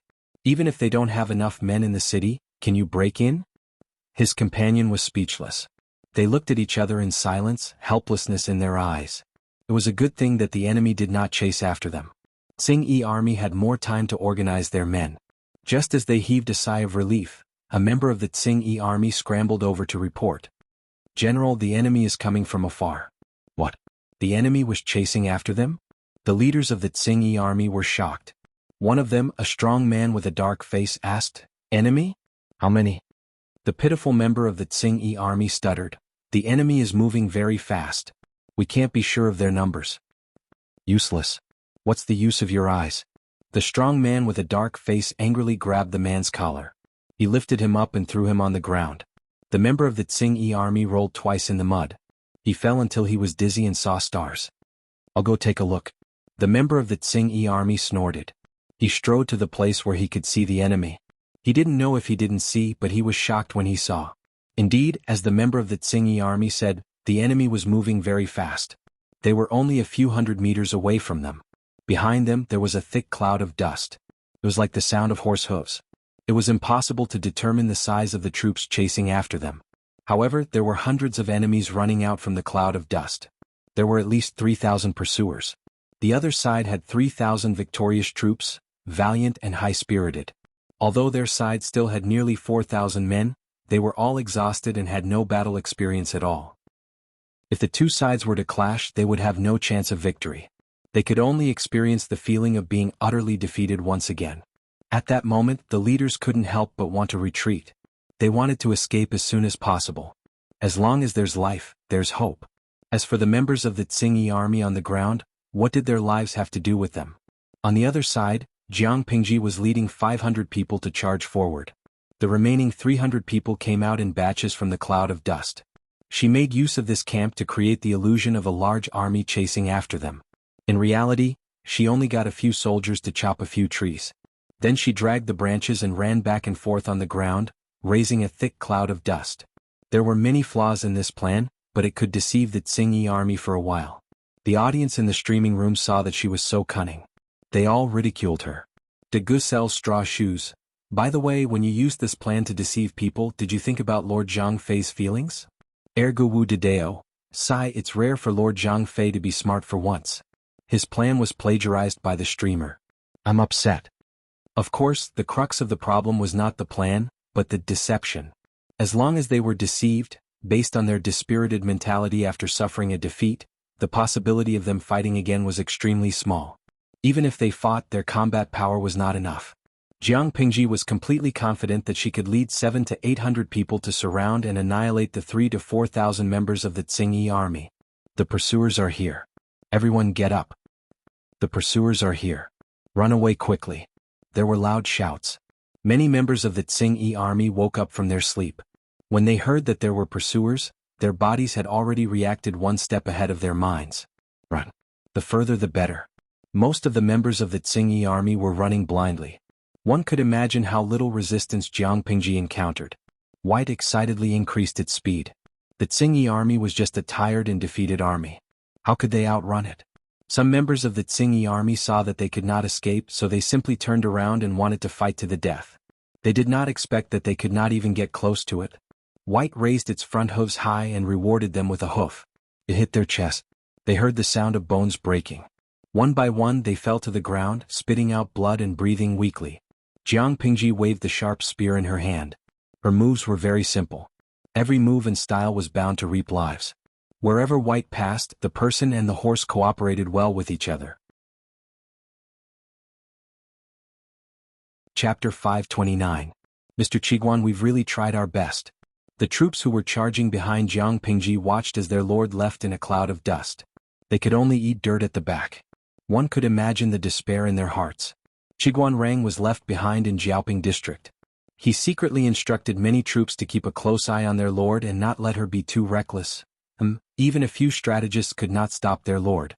How could a group of small soldiers like them keep a close eye on her? Killing could make people lose all rationality. The troops behind them were in high spirits. Only a few hundred of them could chase after thousands of members of the Tsingyi army and kill them. The latter only cared about fleeing in all directions. They could not organize any effective defense. No matter how the leaders threatened them, the members of the Tsingyi army only cared about running for their lives. Jiang Pingji looked at their performance and snorted contemptuously. Her hands did not stop moving. After killing for a while, there were hundreds of corpses along the way. White's fur was already scarlet. Jiang Pingji then shouted loudly. Maolin district has already been conquered. You'll be throwing your lives away if you run back. Those who surrender will not be killed. Those who resist will be killed without mercy. What? Maolin district has already been conquered? Under the influence of the environment, the leaders of the Tsingyi army also knew that the situation was hopeless. If they did not escape, they would die. They broke into a run, but they did not expect that their old nest had already been destroyed. They were still thinking of going back to regroup and take revenge in the future. Now that they had lost their territory and foundation, how could they make a comeback? Disheartened, many members of the Tsingyi army gave up on escaping and resisting. There were still some who chose to continue struggling. At that moment, the members of the Tsingyi army who were running at the front heard a faint battle cry. They took a closer look and saw that the enemy troops were also charging towards them. There was a blockade in front and pursuers behind. The members of the Tsingyi army could not escape even if they had wings. In the blink of an eye, a glaring silver light flashed before their eyes. There was only a red blood stain left between their brows. Fresh blood flowed out from the wound. Their bodies fell forward due to inertia, then they fell to the ground with a loud bang. They fell on the muddy grass with a dull thud. Kill? Li Yun's words were concise and comprehensive. His voice was low and stern, causing one to involuntarily feel invigorated and have goosebumps. The audience in the live streaming room had a wider field of vision. From afar, they could see the Tsingyi army's abnormal movements in front of them. Their fleeing formation was in a mess, as if they were hindered by something. They zoomed in to take a look. What the F***CK? That white horse with a silver spear, isn't that Han Mei? Tian monthly tickets break 2000. Super tacit understanding. My husband is coming. Wei Qiging, that's too much. Han Mei's husband is so handsome that I can't close my legs. Han Mei on the battlefield can't get enough of him. Gossipy since I was young, that's right. Han Mei on the battlefield is like a Prince Charming. The screen is a little dirty, let me lick it. No, speaking of which, why am I, a man, being smitten with another man here? Oh no, I feel like I'm done for. Yuan shrimp sticks. You vulgar people, am I the only one who noticed that Han Mei's horse doesn't have a stirrup? Herbivorous numbers, I despise the person above. We are vulgar, aren't you filthy? It's filthy. Ye Qingzhou, the newbie doesn't understand what's the joke about not having a stirrup. Tian Lingfeng, come, I'll tell you what the joke is. Without a stirrup, it's good to ride a horse with a strong waist. You know. It was a hot-blooded and serious scene. The audience in the streaming room was still licking Jiang Pingji's heroic figure a second ago. In the next moment, the scene changed and they were infatuated with Li Yun. Not only were they infatuated, they were even driving in the streaming room. TSK, this group of fickle goblins. Jiang Pingji and Li Yun obviously didn't communicate with each other. The pincer attack was just a coincidence. The Tsingyi army's luck was too bad. She only brought 800 elites with her, and Li Yun didn't have many men on his side either. The two of them added up to less than 1,500 men. However, the morale of the troops on both sides was like a rainbow. Even though they were on a long journey, under the influence and motivation of the battlefield's murderous atmosphere, everyone felt that their bodies had inexhaustible energy. Li Yun was fighting for a while when he noticed Jiang Pingji and her men chasing after the Tsingyi army. He was overjoyed. The Lord is just ahead. Let's go and support her. Meng Hun and Su Ku stayed behind in Maolin district to prevent other forces from launching a sneak attack.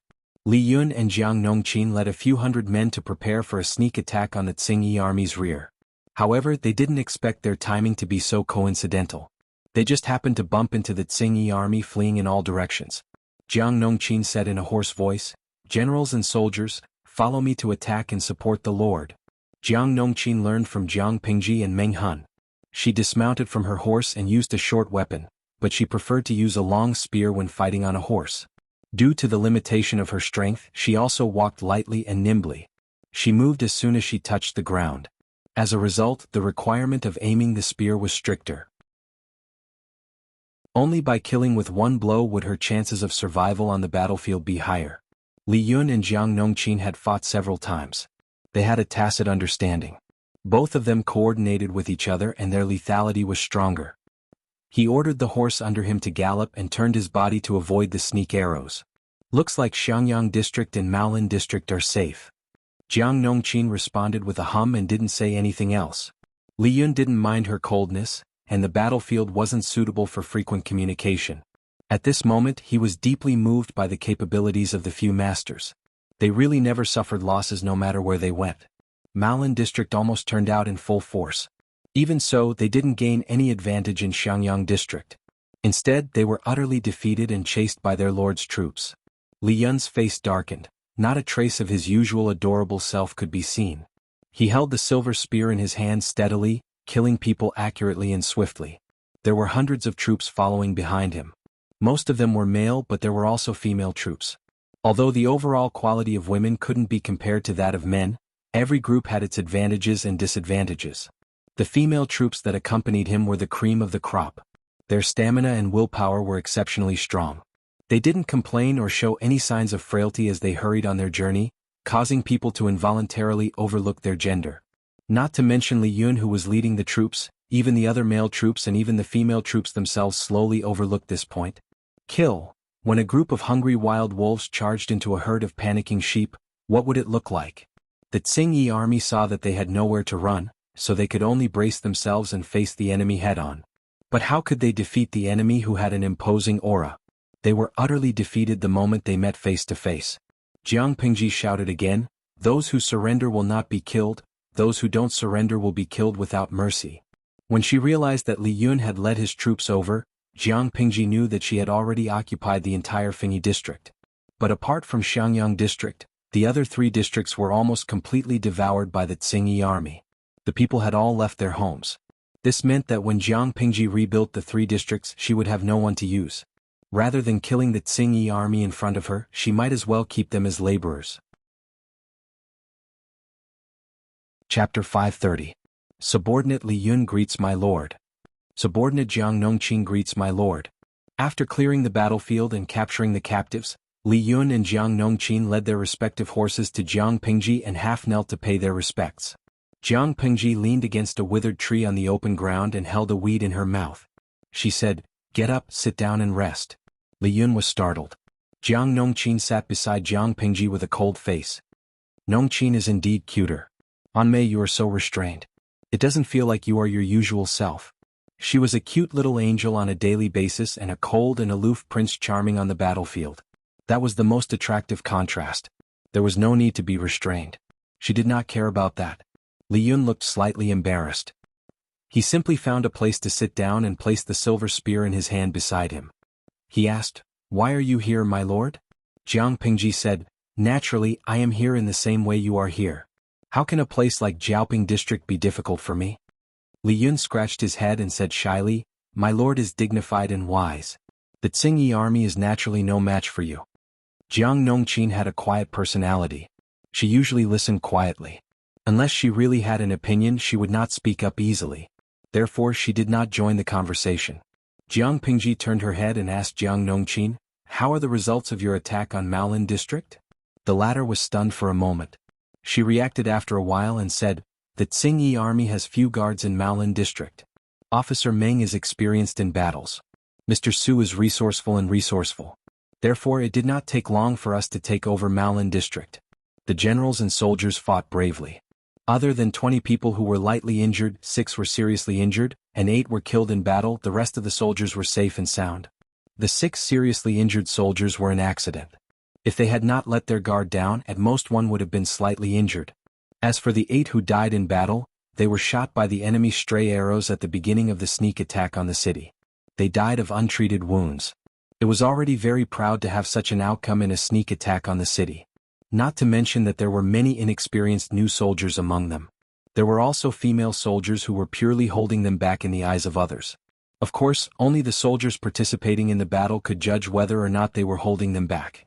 Outsiders had no right or qualification to comment. Take care of the injured soldiers, and let the souls of the fallen warriors return to their homeland. Have their corpses been properly disposed of? Although the casualties were small, they were still there. The dead could not be resurrected, but she could make up for the families of the living and the dead. It was a form of comfort and compensation. Jiang Nongqin secretly glanced at Li Yun. His expression was natural and he was not displeased by Jiang Pingji's cold treatment.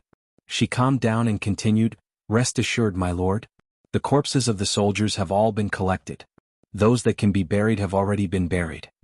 The audience in the streaming room were mostly fans of Li Yun's looks or true love. The little angel was treated coldly by the streamer and was inexplicably unhappy. Kneeling begging for monthly tickets. "Hey host, did you see our little angel Han Mei's longing eyes? Look at him. Otherwise we'll now, poor little angel, don't panic. Come to my arms, I'll give you a loving hug." Sa-pa. Is this the post-battle summary report? Our little angel Han Mei knows it too.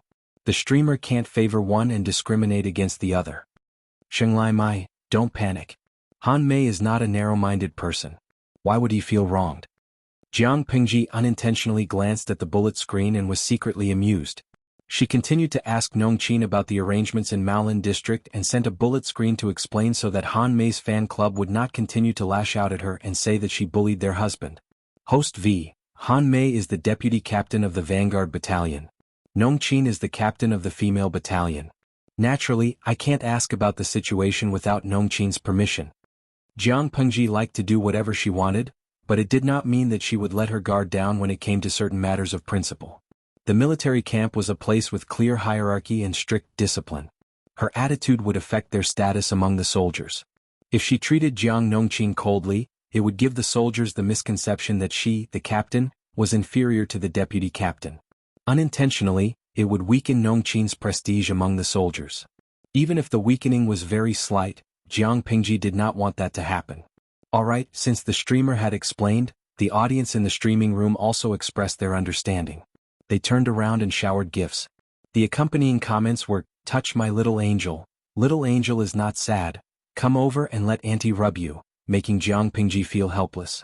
Jiang Pingji then asked about the general situation in Maolin district. After all, it had to be rebuilt after the war. How could a place that had been ravaged by locusts like the Tsingyi army be prosperous? Jiang Pingji still used Xiangyang district as her base camp, but her influence had already spread to the whole of Fengyi County. Jiang Nongqin was a careful person.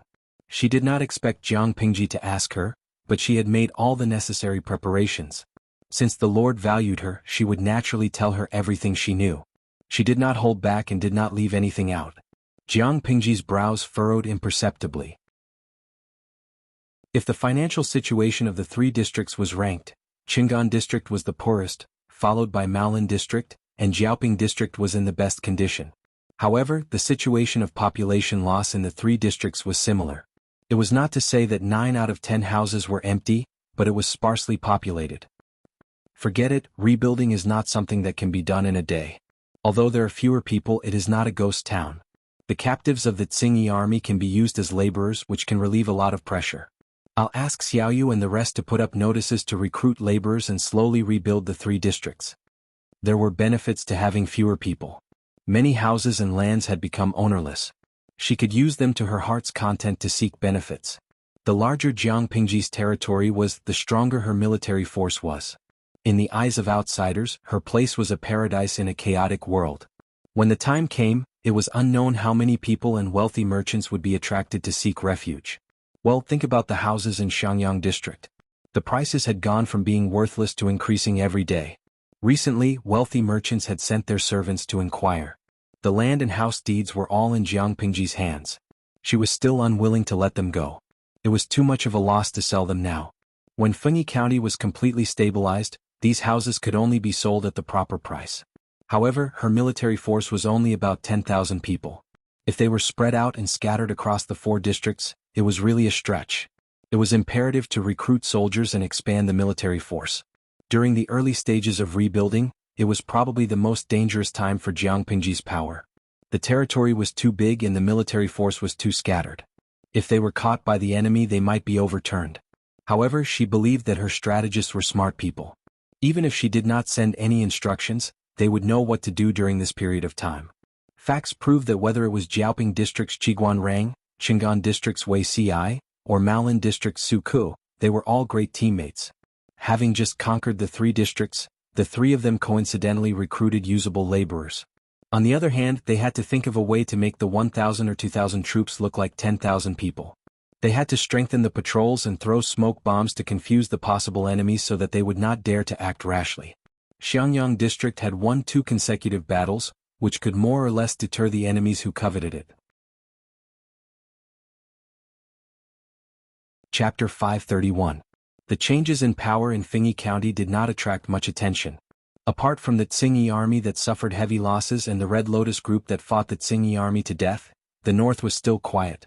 On the contrary, the flames of war in the south had already ignited and caused a chain reaction. Prince Changshu had sent the corpse of Lu Shi's mistress, Lu Huan, to Chongzhou. His original intention was to use this to rope Lu Shi in and have him stand on the same side as himself. Who knew that Lu Shi was indifferent? After receiving the coffin of his mistress, he did not even make a sound. Lu Shi's heartless and indifferent reaction made Prince Changshu furious. Not only did the hatred in his heart deepen, but he also remembered Lu Shi. However, he could not do anything to Lu Shi for the time being. He could only wait for him to ascend the throne before settling the score. However, even though Prince Changshu schemed to drive a wedge between the emperor and Huang Song, making Huang Song withdraw from the front line and become the district magistrate of Diyang District, he still could not successfully take over Qinzhou. He also could not pull his brother, the emperor, down from the throne. Why did this happen? It was because his chief strategist had jumped ship. Speaking of this, one had to mention that Prince Changshu became increasingly arrogant and exposed his true nature. Since the last time Lu Shi secretly sent someone to send a letter to Prince Changshu, letting him know that Lu Huan, Lu Shi's daughter, was Prince Changshu's biological daughter, he lost his composure and embarrassed his chief strategist.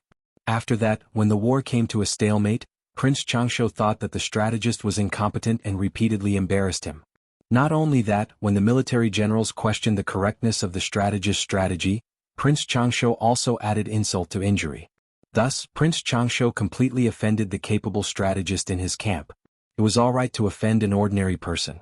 Anyway, ordinary people were not capable, so Prince Changshu was not afraid. However, he offended a petty and vengeful strategist.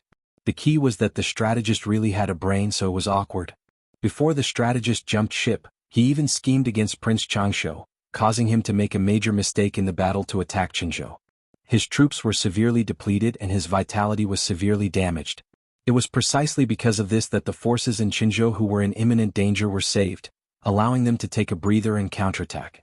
However, the strategist was smart. He did not expose himself before he did something bad and pushed the blame to others. Successfully shifting the blame to Prince Changshu, the strategist jumped ship and left. Prince Changshu was too ashamed to vent his anger on him. The facts proved that the strategist's approach was correct. Prince Changshu's front line failed. He was about to break through Qinzhou's defense line and deploy his troops to the new capital, but he made a huge mistake, causing half of his elite troops to be devoured by Qinzhou, causing him to suffer a great loss. In this short period of time, he could only look at Qinzhou helplessly, unable to deal a devastating blow to Qinzhou. After losing the battle, Prince Changshu thought of this adorable strategist and randomly sent a small soldier to call him over. The tent was empty. The strategist had already packed his bags and left. Before he left, he even left a letter. The content of the letter was naturally not something like, "I'm leaving, you heartless man. You've betrayed my trust, I don't want to be with you anymore," or something like that. Instead, it was a tearful complaint about his sick mother at home and that she would die soon. As a filial son, he wanted to go home to serve his mother and send her off. Reading this letter that was filled with sorrow and filial piety, Prince Changshu could not vent his anger no matter how angry he was, not to mention that he was the one in the wrong. He treated the strategist coldly and did not even know that the strategist's mother was seriously ill. Now that the strategist had left to be filial to his mother, Prince Changshu felt that he should send him some generous gifts to express his sincerity. At this moment, Prince Changshu still did not know that his strategist had not left temporarily. He had gone far away. Even his defeat at the front line was caused by the strategist. It was fine if he did not know the truth, but when he knew, he would probably have the urge to eat him alive. Prince Changshu did not think of chasing him back. Firstly, he would lose face. After losing the battle, he hurriedly went to find the strategist he had been cold to for a long time, as if he could not leave him. How could he put his face? Secondly, he had a lot of talents under him. Did he lack this one? Naturally, he did not lack one. Therefore, it was fine for him to be filial to his mother. When he returned after the filial piety, his status would be even lower. Prince Changsho casually threw the bamboo slip letter aside, then ordered his men to summon the other strategist to prepare to discuss the follow-up matters. What about the strategist who had quietly left for 3 days? He had already left with his page boy and half a carriage of books. These books were all copied by him using the bamboo paper provided by Prince Changsho. Although it was only half a carriage and could only hold 1 or 2 boxes, if it was made into bamboo slips, it would probably not even be enough to fill 20 carriages. Although Prince Changsho was not a good person, when he was good to people he was really good. Knowing that this chief strategist liked to read, he tried his best to cater to his interests and gave him all kinds of precious books. This strategist also saw through Prince Changsho's nature. He knew that he would not be under Prince Changsho for long, so wouldn't he copy as much as he could? The page boy who was driving the carriage asked, "Sir, where are we going now?" The strategist studied in the carriage and said casually, "Anywhere is fine, but not in the south." The south was the battlefield between Prince Changsho and the Dongqing royal family. Now that Prince Changsho's vitality was greatly damaged, his original advantage was reduced to dust, causing the two forces to return to the starting line. They still had a lot to grind. If he continued to stay in the south, what if he accidentally encountered Prince Changsho's forces? Yes, the strategist's so-called old mother is seriously ill, was just an excuse. In fact, he did not even know who his biological mother was. He grew up with the help of his teachers. According to his teachers, his biological mother might be a prostitute, because he was found in that place. The swaddling clothes he was wrapped in were considered rich, unlike a child from a poor family. However, this was old history that did not need to be investigated. The strategist did not care at all. The page boy had a bitter face. He said while driving the carriage, "There has to be a place. We can't just run away in fear, can we? The world is so chaotic now. I heard that after Nanxing was destroyed, it was a mess. The feudal lords rose and Dongqing was also in chaos. It's easy to get into trouble if you run around blindly." The strategist lifted the curtain impatiently and said with a frown, "In the past, I've always said that I'm long-winded and meddlesome. Now that it's your turn to be in charge, why are you blaming me? I'll let you make the decision. You can run wherever you want to run." The page boy's face grew bitter. How could there be such a stubborn and difficult teacher? After thinking for a while, he said, "Sir, didn't you admire that person called Huang? I heard that he was demoted to Deyang District. I remember that Deyang District is in Maota County of Haozhou. It's close to the north, far away from the center of the war in the south and out of reach of the war in the north. Let's go there." The strategist rolled the book in his hand and gently knocked the back of the page boy's head. Chapter 532. This little boy servant of his was really petty. When the strategist was working for Prince Changsho's camp, he came up with a plan to trick Huang Song. Huang Song was probably extremely resentful towards this black pot that fell from the sky. If Huang Song knew that it was his idea and that he was the one who instigated Prince Changsho, how could he not bear a grudge? How was this going to seek refuge? It was clearly courting death. Although it was a critical remark, there was a hint of joy and amusement in his tone. One could tell that he was not angry at the boy servant's pettiness. The boy servant naturally understood his master's temper. He was even more certain that the other party would not be angry because of this and would even be eager to try. He said, "Sir, your strategy is unparalleled. If that Huang something is really as good as you say, he won't blame you." The strategist clicked his tongue and immediately entered the carriage. He leaned against the table and spoke lazily. "Up to you." The boy servant smiled and said, "All right, let's go to Deyang District now." Daily pitting master and servant against each other, January 1st, completed. Nowadays the world was unstable and the people's hearts were in chaos. The knowledgeable people in the world were not optimistic about the Dongqing royal family or Prince Changsho. No matter who won, they would not be able to restore light to this chaotic world. They also did not have the ability or magnanimity to set things right. Since the fall of the Great Xia dynasty, the world was divided into 5 countries. The 5 countries had been established for a short period of time. Those celebrities could not be said to be patriotic at all. Since the world was muddy and unclear, a new world would be created and light would be restored. In this world, there were countless people who chased after fame and profit. As long as there was profit to be made, there would naturally be no shortage of people who chased after it. Some people wanted to support a wise ruler and leave his name in the annals of history, a good name that would last for 10,000 years. This strategist was no exception. Before Prince Changshu revealed his true nature, he indeed had the appearance of a wise ruler. To put it bluntly, he was good at acting. In addition, he was Prince Changshu of the Dongqing royal family. He had a fertile and vast fief and a strong army. He had a very strong capital to fight for the world. However, he was not a patient person and his acting skills were not refined to perfection. It did not take long before he revealed all his flaws. After seeing this person's true colors, the strategist did not want to assist such a terrible person. A good bird chose a tree to rest in and a virtuous minister chose a master to serve. If he could meet a suitable master, he would naturally do his best. If he met an unsuitable one, he would jump ship as soon as possible and find a suitable one. However, since they had worked together for a while, the strategist did not want to go against his old master for the time being. Under the setting sun, the carriage slowly drove toward Deyang district. He wanted to see if this capable Huang Song was really capable and how broad-minded he was. He cherished his life but liked to play with it. The boy servant knew his temperament very well. Otherwise, he would not have suggested that the two of them go to Deyang district. The further north they went, the more refugees there were. Barren fields, starving people, dilapidated ruins. Everything impacted the duo's eyes.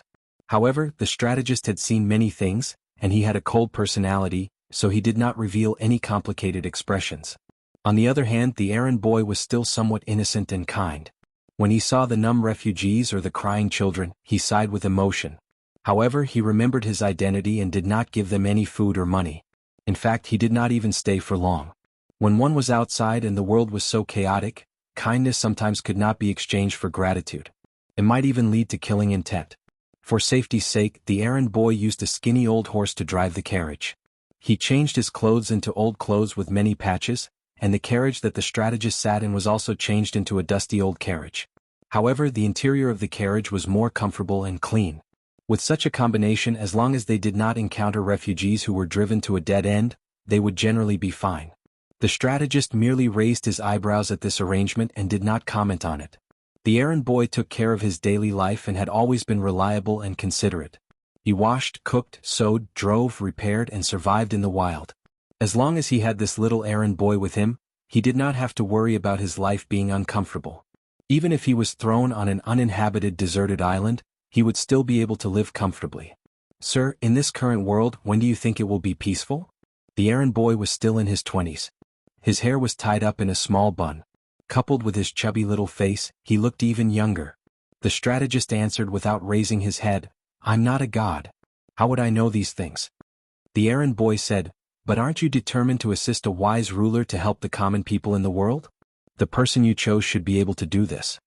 The strategist bought this errand boy from a starving refugee for only a dozen copper coins. It was originally just a moment of kindness, but he did not expect the errand boy to have a pure heart and was very grateful to others. The strategist simply raised him as a younger brother.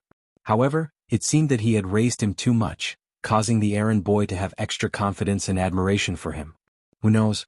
Maybe a few years, maybe a few decades. Maybe when I'm in the coffin, the world will still be chaotic. The carriage was pulled by an old horse, so it naturally could not be fast. They could only travel slowly. After traveling for a few days, the master and servant ordered a big bowl of tea in a shabby tea house. Some tea leaves floated on the muddy water, and the taste of the tea was quite touching. However, the strategist drank it without a frown. Instead, the errand boy complained that he had been wronged. The master and servant dressed low-key, looking like a poor family. While they were drinking tea, they heard someone talking about Fengyi County. "Have you heard that the damned Tsingyi bastards in Fengyi County have been chased out? Who is so powerful? I heard that even the county chief of Fengyi County wagged his tail at the Tsingyi army. Someone actually chased them out. I heard that it's the district magistrate of Xiangyang County, called Lu Shi. I heard that Xiangyang County was once the territory of the Tsingyi army, but didn't the government make Lu Shi a district magistrate? Last year, he directly led his men to beat up the bastards in Xiangyang County and even incorporated them into his army. The north suffered from the torment of the Tsingyi army and the Red Lotus group. Many people left their homes and fled to the south. Although there was also a war in the south, they still cared about their reputation and would not be as reckless and violent as the two bandits. Coincidentally, there were also refugees who escaped from Fengyi County in the tea house. When they heard the news about their hometown, they could not help but ask. Then what about Qingan district? I escaped from Qingan district. Were the Tsingy bastards there also beaten up? The person who told the news said, they have already been beaten up. Qingan district has now been taken back by the district magistrate Lu Shi. The commoner was overjoyed when he heard that, but he immediately hesitated. It was not easy for him to escape from Qingan district. Who knew what would happen in the future? If he went back rashly, he might even lose his life. Someone saw through his thoughts and said, Tisk, you're hesitating. I want to go there and find a job. Unfortunately, my wife and I don't allow it. They say it's a long journey and it would be bad if something happens to me on the way. They insist on stopping me from going. Eh? What? It's good to stay here. Although this place was poor, at least there was no war. At most, the place was a little remote and life was a little tough. The person looked around and asked the people who heard the news, do you know what kind of place Xiangyang County is?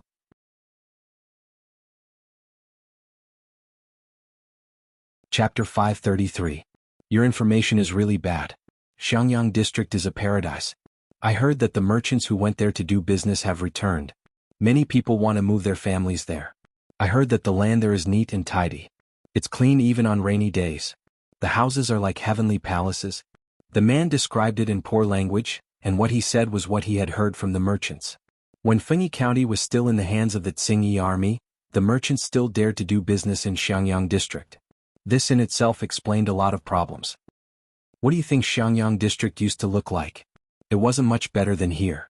In the hands of district magistrate Lu Shi, it changed in half a year. Now that Qingan district, Maolin district, and Jiaoping district have all been conquered by him, these three poor places might become as good as Xiangyang district. What do you think? If I go for such a good opportunity, I might become rich. The person danced with joy as he spoke. In the end he sighed. Unfortunately, my wife and I won't allow it. Otherwise they'll fight with me. Everyone was discussing it.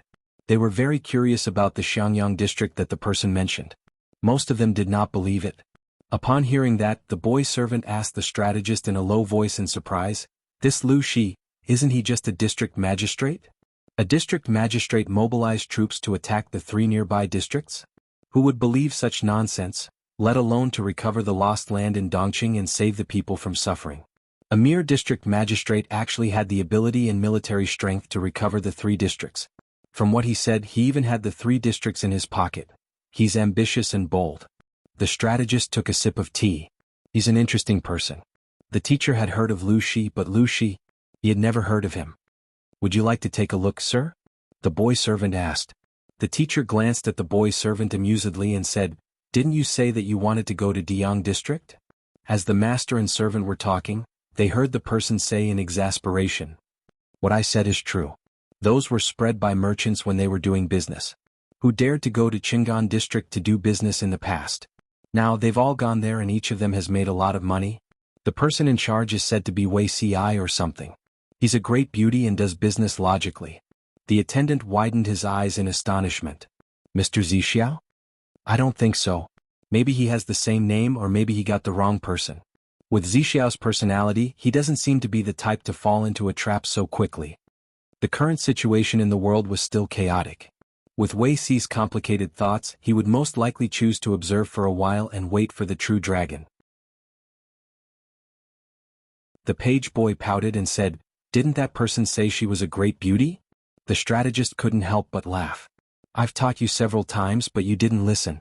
Zixiao hates it when people talk about his appearance.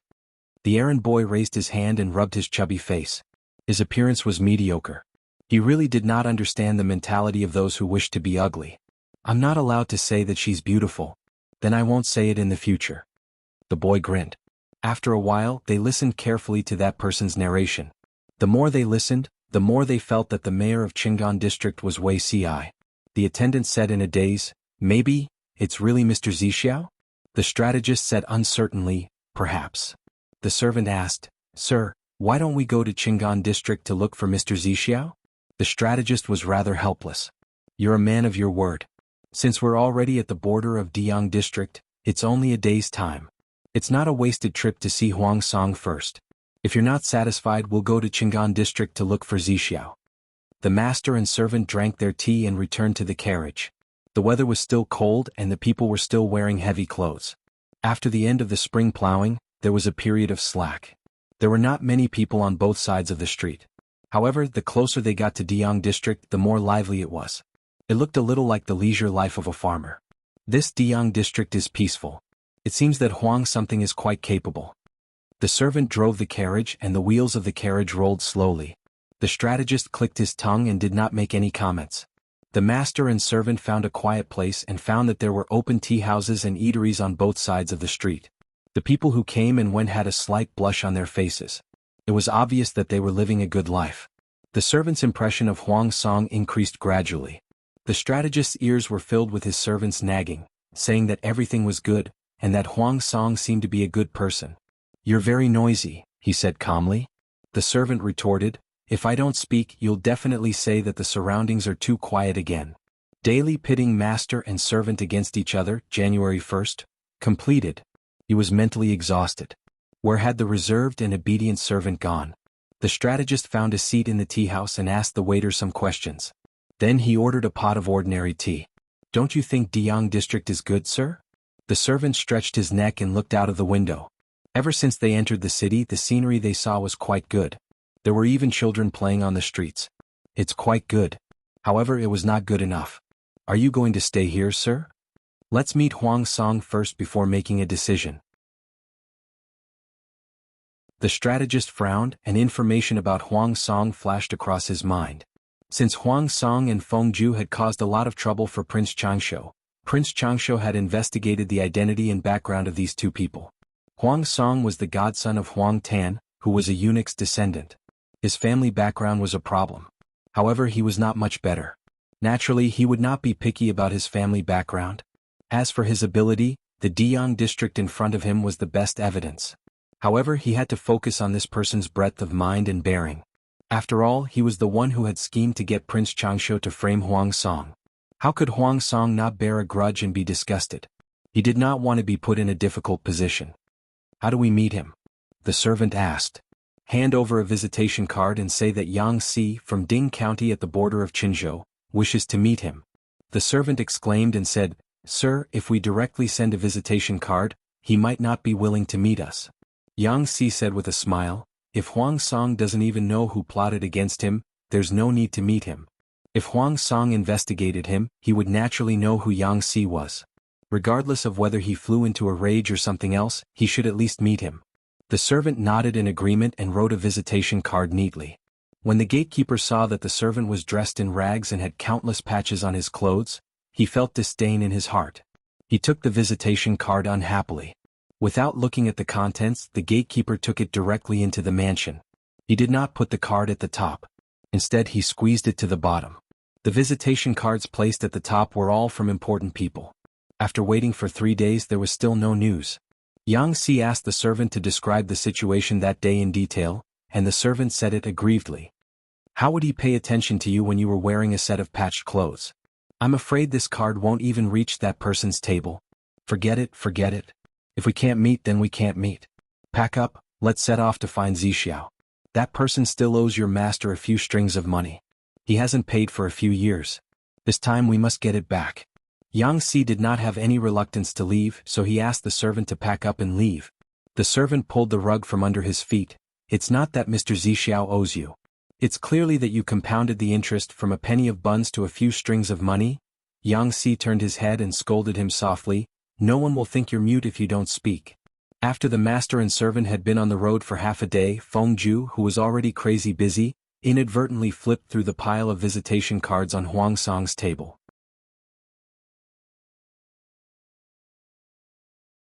Chapter 534. Seeing this visitation card, Feng Ju's heart surged with ecstasy. Ever since he suffered a loss at the hands of Prince Changshu, both he and Huang Song had noticed Prince Changshu's chief strategist, Yang Si. Yang Si was not well known.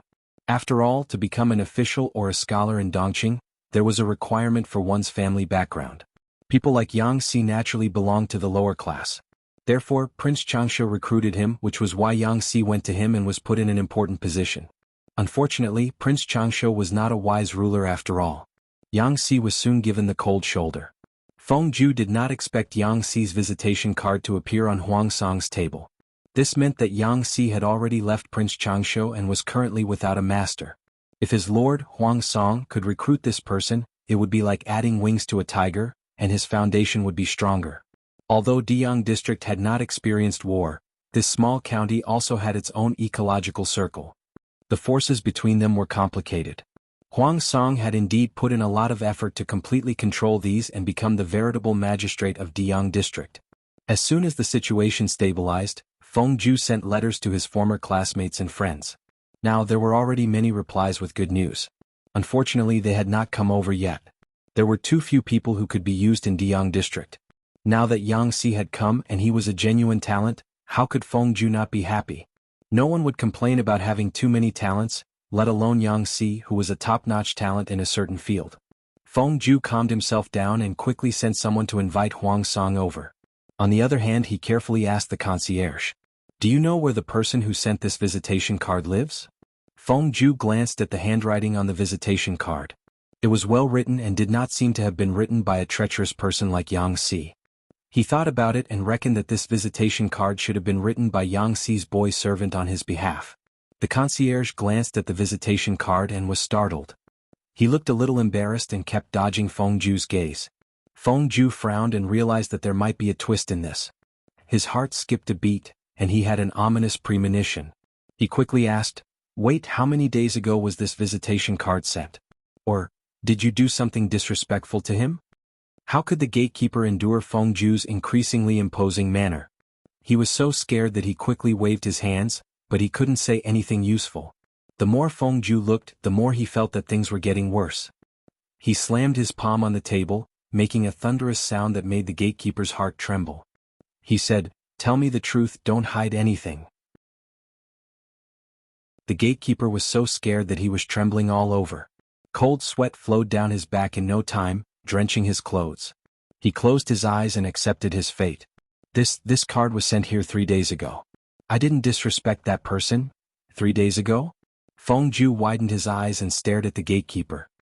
His heart was burning with anger, and his right hand was clenched into a fist to prevent himself from losing his composure. "Tell me everything that happened that day in detail, word for word. Otherwise, you know the consequences." Feng Ju suppressed the raging anger in his heart and said to the gatekeeper, "Do you know what a big mistake you've made? I hope I can make up for my mistakes. Otherwise..." In fact, even if the gatekeeper didn't say it in detail, Feng Ju could guess some of it.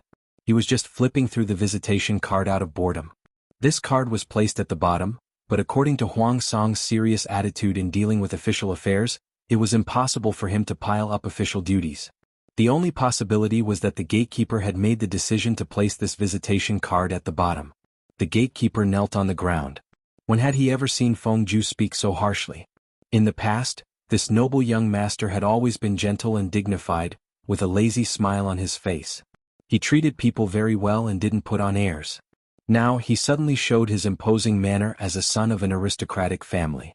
The gatekeeper was so frightened that he naturally said whatever he wanted to say. As soon as he finished speaking, Huang Song came in from the outside sleepily. Seeing the gatekeeper kneeling on the ground and trembling like a sieve, Feng Ju was still angry. He said, "Brother Ju, what big mistake did this little gatekeeper make you so angry? Don't be angry, I'll settle the score for you." Even though Feng Ju was full of anger in the face of Huang Song's mischievous attitude, he suddenly couldn't get angry. He threw the visitation card in his hand into Huang Song's arms, pointed to the gatekeeper and said, "Take a look yourself. This wicked servant has ruined a lot of things."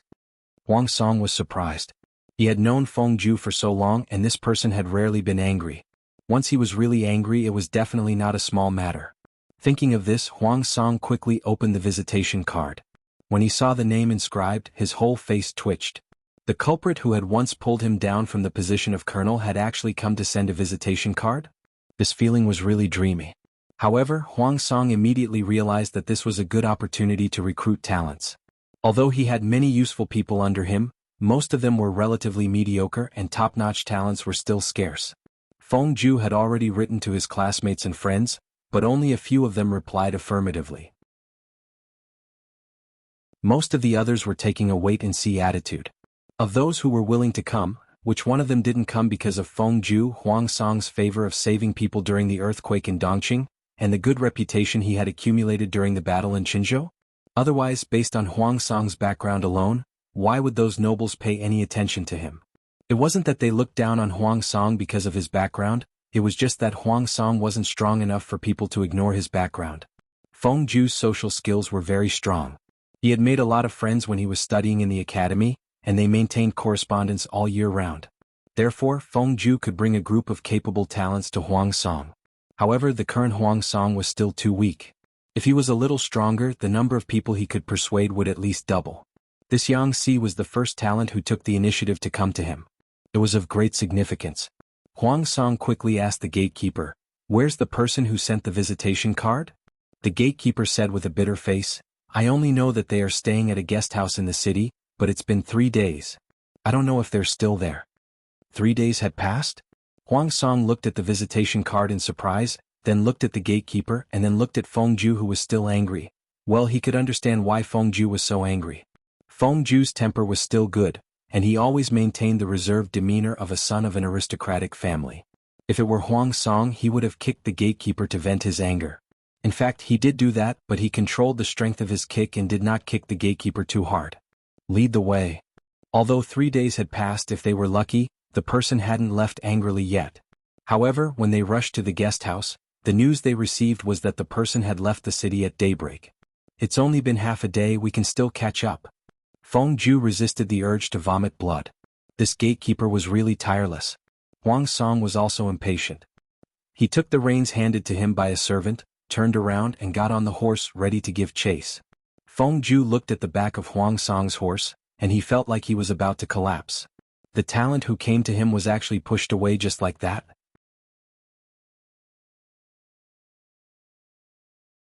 Chapter 535. The old horse pulled the carriage and walked leisurely. 1 step, 2 steps, 1 step, 2 steps. The pace was so slow that it made one sleepy. Although they had been walking for half a day, they were not too far away from Diang district. The boy servant sat outside the carriage and muttered, "Sir, what if the person in charge of Qingan district isn't Mr. Zixiao?" the boy servant asked worriedly. Yang Si lifted the curtains on both sides and rolled up a book in his hands. The handwriting on it was delicate and powerful. Although it was not the work of a master, one could see the foundation of the handwriting. It had its own style, which was completely different from the boy servant's regular handwriting style. After listening to the boy servant's complaints, he said, "You're so unpredictable. If it weren't for my good temper, I don't know how much you'd suffer. You were the one who said you wanted to come to Diang district and Qingan district. Now you're the one who doesn't want to go." The boy servant muttered, "I'm just worried. I ran into a wall in Diang district this time. What if I run into a wall in Qingan district too?" It was very dangerous to go out, especially when the situation in the north was unstable. There were conflicts between the Tsing-Yi army and the Red Lotus group everywhere. There were countless mobs who became bandits. The master and servant could arrive in Diang district safely, but it did not mean that they could arrive in Qingan district safely. Yang Si said, "You're worrying too much. Instead of worrying unnecessarily here, why don't you think about what to eat for lunch today?" "I refuse to eat dry food." The boy servant said with a bitter face, "You're still picky at this time. It's hard to serve you." The master and servant chatted again. After about an hour, the sound of hooves could be heard behind them. Yang Si frowned and leaned a little closer to the window to take a look. He saw a young man in clean clothes galloping on a horse. From his appearance, he should be the son of a wealthy family, but at this moment, it was as if his buttocks were on fire, and he had an anxious expression on his face. Huang Song saw the carriage in front of him moving slowly. He suddenly pulled the reins and saw a thin man sitting inside through the window. His cheeks were a little plump and his eyes were gentle. His eyes were like dark deep pools, and his lips were naturally upturned. No matter from which angle one looked at him, he was an amiable man. He was far too different from the Yang Si in Huang Song's imagination. When he saw the young attendant sitting outside the carriage, dressed in old clothes full of colorful patches, he stared at him with wide eyes. "Hero W, what do you want to do?" The servant looked at the other party in panic and tightened his grip on the horsewhip in his hand. When Huang Song saw the page boy, he couldn't help but think of what the gatekeeper had said. His eyes lit up as he looked at Yang Si in the carriage. He cupped his fists, composed himself and asked, "Sir, are you Yang Si, Mr. Yang of Jiangding County?" The attendant looked a little surprised.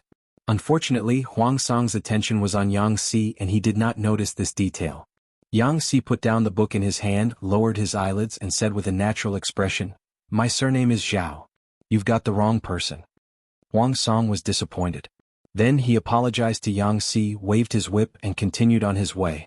When he was out of sight, the page boy asked in a low voice, "Sir, that was—" Yang Si said with certainty, "Huang Song." The page boy was delighted, but he immediately withered. "Sir, why did you say that you're not him?" Yang Si said, "I'm not satisfied. This person is still too young and impulsive. I'm an old man who can't stand being tossed around." The page boy did not ask any more questions. If his master was not satisfied, then it was definitely not good.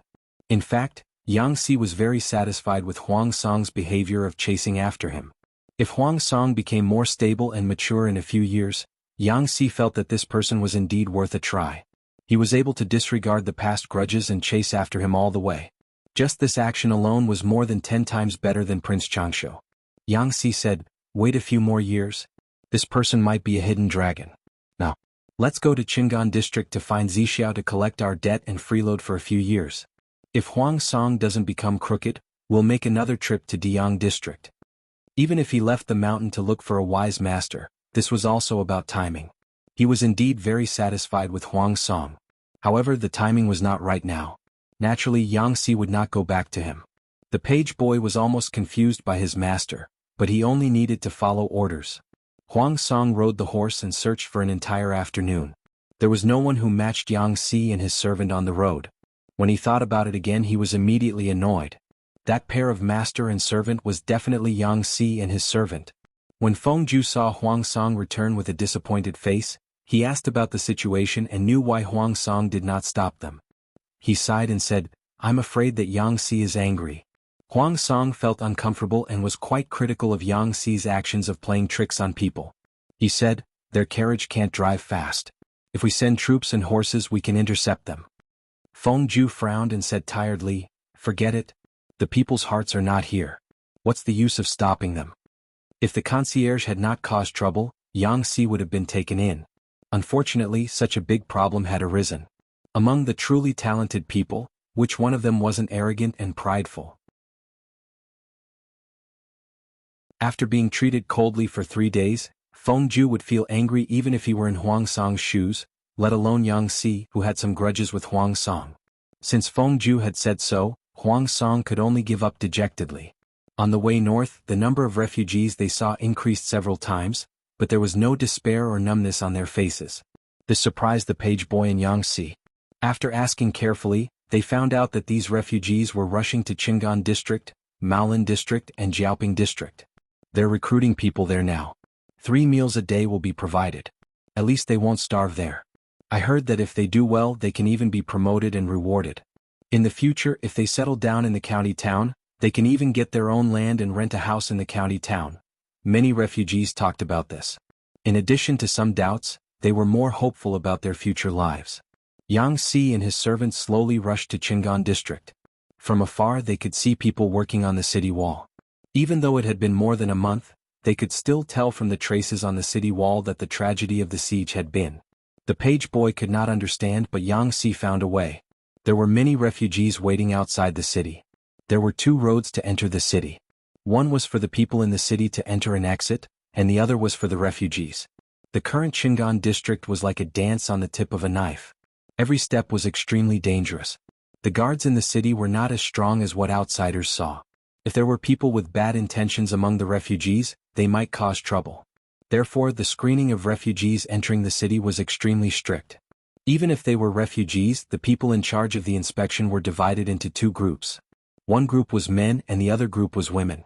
The refugees had to queue up and be divided into 2 groups according to their gender for inspection, registration, and review. The page boy did not go to the group of refugees. Instead, he went to the tall city gate that was wide open. As expected, they were stopped. The page boy said, "My teacher and I are not refugees. We're here to look for someone." The guards at the city gate asked, "Looking for someone?" The page boy said politely, "The manager of Qingan district, Wei Ci, Mr. Wei Zixiao."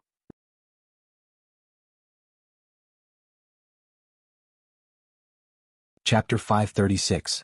Qingan district was severely short of manpower. The guards at the city gates were all rotated between the male and female battalions. The guard who came forward to inquire was a female soldier. The attendant was a little slow to realize the gender of the guard, and he looked a little helpless. There was something wrong with Chingon district. Why would they let a woman guard the city gate and let her be exposed to the elements? The female soldier did not know what the other party was thinking. She saw that the page boy was wearing old clothes that were full of patches. The horse that was pulling the carriage was an old horse that looked like it was about to die. The horse walked slowly and the carriage was shabby and simple. They must have suffered a lot in Chingon district. The female soldier felt a bit of pity and asked with a gentler voice, "Are you here to find Mr. Wei?" Seeing that the female soldier had a good attitude, the servant felt relieved. It was good that he could communicate. He was afraid that he would meet someone who looked down on him. "My master's surname is Yang and his name is Si. He is a good friend of Mr. Wei. I wonder if this, young lady, could you help me pass a message?"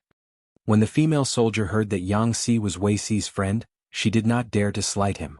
She ordered the messenger to pass on the message, and then respectfully asked the page boy to drive the carriage to the side so as not to block the people behind from entering the city.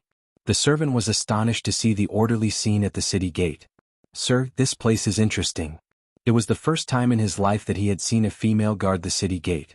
Yang Si said, "It's indeed quite interesting, but it doesn't seem like Zixiao's style." He hit the nail on the head. This was indeed not Wei Si's doing. Wei Si's body was delicate and weak. Now that the seasons had changed, it was the season where it was easy to fall sick. He labored for a while before falling sick gloriously. In order not to be criticized by the audience in the streaming room, Jiang Pingji took the initiative to take over the miscellaneous items in Chingon district. Wei Xi took care of things from the side.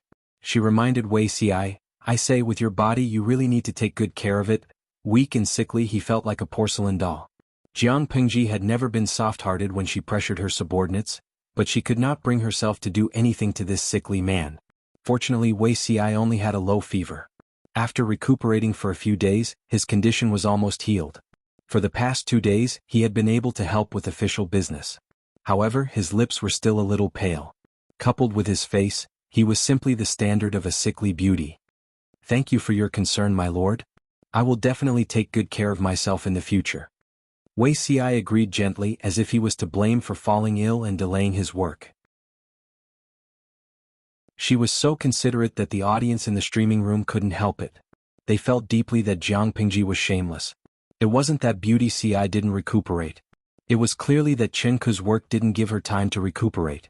"You Tong, trash streamer, you bully my husband every day. My heart aches when I see you." Salted egg Superman, Beauty Ci still values her health. She's very cooperative when taking medicine when she's sick. I felt bitter when I looked at the screen before. Who asked the host to not have a firm foothold? Even if he wanted to recuperate, he wouldn't be able to recuperate in peace, right? Yen Rian, I think you guys should stop scolding the streamer. Let's just pick up our weapons and hit her. Xinjia, you all feel sorry for Beauty Ci, but I feel sorry for the streamer. She was a typical person who was tough on the outside but soft-hearted on the inside. When Beauty Ci was sick, she obediently took over the work. In the end, Beauty Ci did not continue to be tired. Think back to the content of the live broadcast these days. It's all about the host handling documents in the government office. Looking at those flamboyant things, I always feel like I went to a fake school. According to Jiang Pingji's temperament, if she did not really sympathize with her subordinates, how could she stay in one place for a long time? She would have been so unrestrained that she could not be seen all day long, okay? Speaking of which, the streamer is very good to Beauty Ci. Look at Feng Jin, Suku, Qiguanrang, Menghun, Luiyue and the others. They're all so busy. Have they ever seen the streamer being soft-hearted? It was not appropriate for Wei Ci to waste his energy now, but he would carefully organize the bamboo slips according to the order of importance. The most important bamboo slips that needed to be dealt with the most were placed in a position that was convenient for her to reach. The slightly less important ones were placed in the first category. His expression was serious and he was very meticulous in his work. Jiang Pingji picked up her pen to deal with the documents, annotated, or gave instructions. Occasionally she looked up at Wei Ci. Wei Ci noticed her gaze and asked in amusement, "Why are you looking at me like that, my lord?" Jiang Pingji said very honestly, "You're gentle and virtuous. If we were husband and wife in our previous lives, you would definitely be a good wife." Wei Ci's hand trembled and the bamboo slips fell to the ground with a thud. He raised his hand to pick them up, but he accidentally touched the table. The bamboo slips that had been piled high fell into a pile. His face was pale and he lowered his head. He quickly picked up the bamboo slips and put them back in their original places. After a while, he pretended to be calm and asked with a pale face, "Why did you have such an absurd idea, my lord?" Jiang Pingji said, "I have some small habits when dealing with official affairs. I won't let people know unless they are extremely trustworthy." She had naturally experienced a lot of competition and tests to be able to climb to the pinnacle of power in the federal military from an ordinary genetic warrior. Not only did she have to guard against external enemies, but she also had to pay attention to internal abnormalities.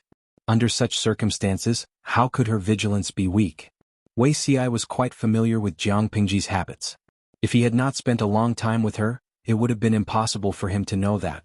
She had tested him a few times in the past. Now she was just more certain of the guess in her heart.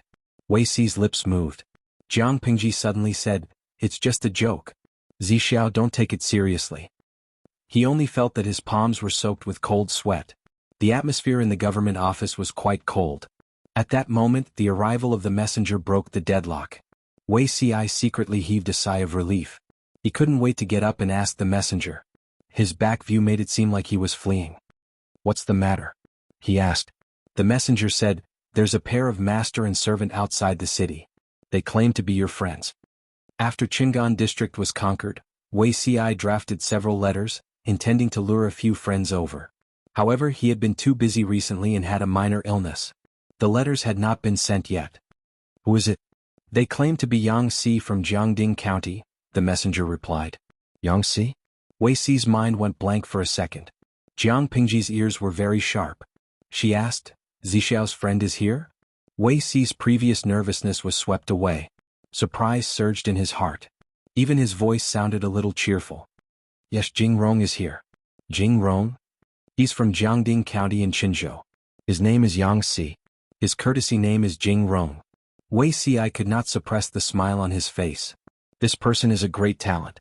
Jiang Pingji sized up Wei Xi's fragile little body. She asked calmly, "How talented is he?" Wei Xi did not know why. He said frankly, "I'm ashamed of my inferiority." Jiang Pingji crossed her arms and looked at him. She said, "I think Zixiao is better than anyone else." Wei Xi was speechless. Seeing that Jiang Pingji had returned to the table, Wei Xi was surprised. "My lord, aren't you going to take a look with me? They're here to look for you, not me. Why should I join in the fun? It might cause a misunderstanding."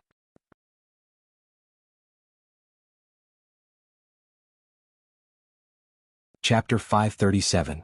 Wei Xi said, "I didn't think this through. Please wait for a moment, my lord.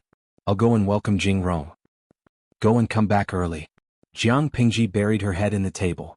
The tall pile of bamboo slips and documents drowned her figure. The messenger traveled quickly and the news was not delayed. Yang Si and his servant did not wait long outside the city. When Wei Xi arrived at the city gate, he saw Yang Si sitting on the edge of the carriage, looking at the refugees in the queue with interest. "Jing Rong, is it really you?" Hearing the familiar voice, Yang Si turned his head and saw his friend in heavy clothes. It made him feel hot just by looking at him. Yang Si smiled and stepped on the stool to get out of the carriage. The two bowed in greeting. "Zixiao, I'm here to seek shelter with you. I hope you can take me in for a while." Wei Xi was delighted. The smile on his face became brighter and more sincere.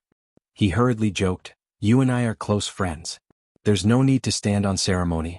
Not to mention for a while, even if you're here for 30 to 50 years, I won't chase you out." A few female soldiers who were paying attention to the conversation secretly exchanged glances. They thought it was fake, but they didn't expect Yang Si to be Wei Xi's friend. Listening to the conversation between the two, the female soldiers revealed a meaningful look that said, "You know what I know." Yang Si said bluntly, "Wei Zixiao, what you said is fake. If you're here for 30 to 50 years, won't your future sister-in-law turn the world upside down?" Nowadays, men were prevalent in the world. For the sake of family harmony, many men who were close to each other would consciously keep their distance. Otherwise, it might cause misunderstandings like the female soldiers. Other than facing Jiang Pingji, Wei Xi was quite open in front of his friends, especially people like Yang Si who were not serious. He replied with a smile, "To be able to have a friend like Jing Rong, even if I'm not married for 30 to 50 years, what's the harm?" Yang Si suddenly stopped smiling and shook his sleeves. "I haven't seen you for a few years. You're getting more and more shameless. How can you say such things? Wei Si glanced sideways. I'm not as shameless as Jing Rong. A beauty's every movement and frown were full of charm. Yang Si felt that he couldn't stand it. The boy servant beside him looked at Wei Si's face with infatuation. Seeing this, Yang Si secretly hit the boy servant on the back of his head. Wei Si was beautiful, but he was also black-hearted. Wasn't he afraid of being secretly plotted against by him? The two of them chatted for a while before Wei Si took the initiative to welcome Yang Si into the city. His attitude was warm and thoughtful, which made Yang Si nervous. He had no choice but to be tense. How many years had he known Wei Si? Once this fellow smiled like 100 flowers blooming, nothing good would come of it. The two of them were so intimate that the female soldiers guarding the gate quietly watched them leave. The page boy led the horse and followed behind them.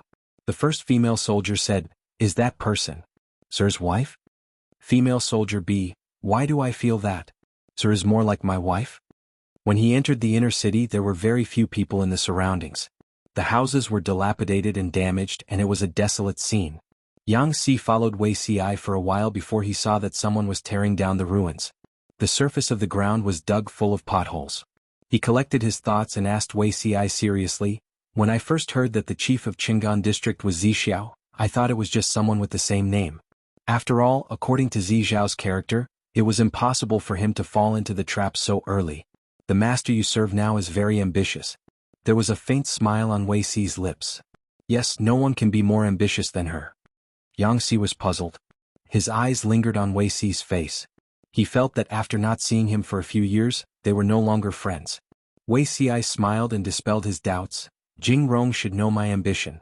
When I saw her, I knew that she could do it. She might be the only one who could do it. Since I've already met the right person, why should I care about whether the timing is right or not? A fine bird chooses a tree to nest in, and a virtuous minister chooses a master to serve. Since he had already met a capable person, he naturally had to seize the opportunity. Yang Si knew Wei Si's ambition. He said in astonishment, "You're actually serious? My heart is like a stone, it can't be changed." He was so serious that he couldn't be more serious. Yang Si was stunned for a while. He pointed at the scene of devastation and said, "That's it? Are you sure?" Wei Si said, "Within 3 months, Jing Rong just needs to watch. Who knows if the ruins today will become an existence like the capital." The more he said so, the more curious Yang Si was. He said, "Just because of what you said, I have to freeload in your house for 3 to 4 months to see what this place can become." Wei Si smiled meaningfully. This was exactly what he wanted to hear. He could drag Zhang Ping, who was in the hermit clique who was obsessed with his wife Crane, into the water. Could he not deal with Yang Si? Zhang Ping was a person who didn't care about anything, but now he was ordered around until he was dizzy and disoriented. When he sent a letter a few days ago, he was still complaining that he hadn't had a good rest for a long time. Now he could sleep soundly as soon as his head touched the pillow. Yang Si was different from Zhang Ping. It was too easy to drag him into the water. Yang Si looked at Wei Si's smile and shivered involuntarily. He felt some goosebumps on his back. He said rudely, "Don't smile, I get scared looking at you." Wei Si listened and his smile grew. The pressure of the government office was basically piled on Jiang Pingji. Wei Si, a patient who had just recovered from a minor illness, did not need to do much work. There were not many places to live in the district, and it was a comprehensive renovation. Wei Si's residence was arranged to be in a house near the district headquarters. It was said that the previous owner of the house was a wealthy businessman. Later, his entire family was destroyed by the Tsingyi army. It was an ownerless property and was taken over by the public. Wei Si brought Yang Si and his servant into his house. He did not deliberately ask about their purpose in coming to Qingan district. It was just a normal visit. He understood Yang Si. This person's style of doing things or planning was like a poisonous snake. He was patient, dormant, and killed with one blow. However, no one was perfect. Yang Si's hobby was a fatal flaw. This person loved delicious food. He loved to eat, but he was picky. He was very picky. When conditions permitted, he would never eat vegetables if he could eat meat, and he would never drink soup if he could drink wine. Wei Si had the experience of his previous life. He was very clear about how Yang Si was tricked by Jiang Pingji. The black-hearted Jiang Pingji tempted him with delicious food and alienated the friendship between Yang Si and his lord, causing a misunderstanding. It was fine if it happened once or twice. Yang Si also explained clearly. but what if it happened more often? Many a little makes a mickle. Yang Xi's lord Huang Song was also quite suspicious by nature. He did not say it on the surface, but he must have remembered it in his heart. Yes, in his previous life Yang Xi was defeated by his hobby of gluttony. In his previous life, Wuxia and Yang Xi secretly reminisced about old times. This person hugged him and poured out his grievances, scolding Jiang Pingji. It was easy to change a leopard's skin. Yang Xi was defeated by his gluttony in his previous life. Naturally he would be defeated in this life. In order to take care of Wuxia, the patient, Jiang Pingji assigned him the chef she had trained in the district headquarters kitchen. One could imagine what the 3 meals in Wuxi's house tasted like. Yang Xi would not stand on ceremony with Wuxia at all. It was as easy for him to order Wuxi's chef as if he was ordering his own boy servant. In just 7 or 8 days, the boy servant tragically discovered that his master's face had grown fatter.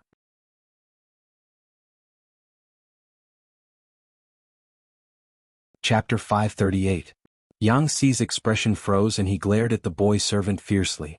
Don't say it if you don't know how to speak. Which boy servant bullied his master all day like this kid? The boy servant packed up the clean clothes, folded them neatly into the suitcase and muttered, Master is picky about food.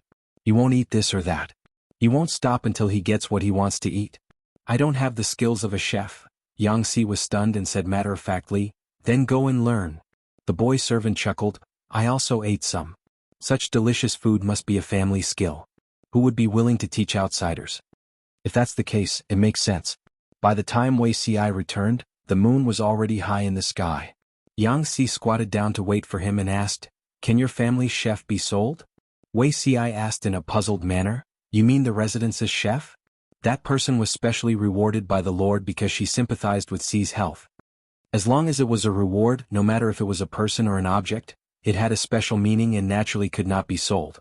Yang Xi said, Then can you let that chef teach my boy servant culinary skills? I'm afraid I'll starve to death if I get used to eating the food in your residence.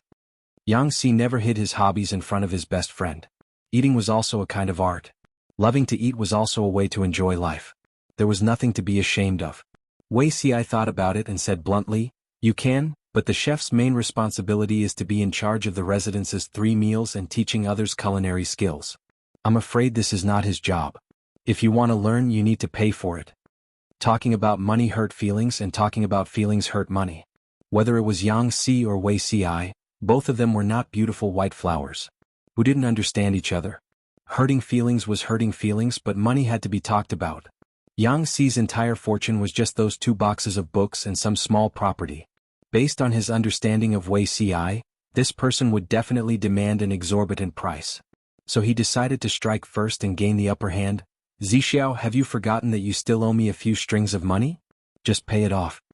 Wuxia was stunned for a moment. When did he owe him money? Everyone knew that Yang Xi not only loved to eat but was also stingy. He was not greedy, but the money that entered his pocket could not go out. Attribute Pishio. Yang Xi rummaged through the old debts. The so-called old debts of a few strings of coins originated from a steamed bun worth 1 copper coin back then. Wuxia, sure enough, he still didn't know this friend well enough. How many strings of money could a steamed bun worth of a copper coin roll out of it? After thinking about it, he changed his words and said, All right, I'll return it to you. Yang Xi was surprised. When did Wuxia become so easy to talk to? When it comes to craftsmanship, I think the small kitchen in the government office is the best. Why don't you send your page boy there to learn for a few days? Yang Xi nodded in agreement.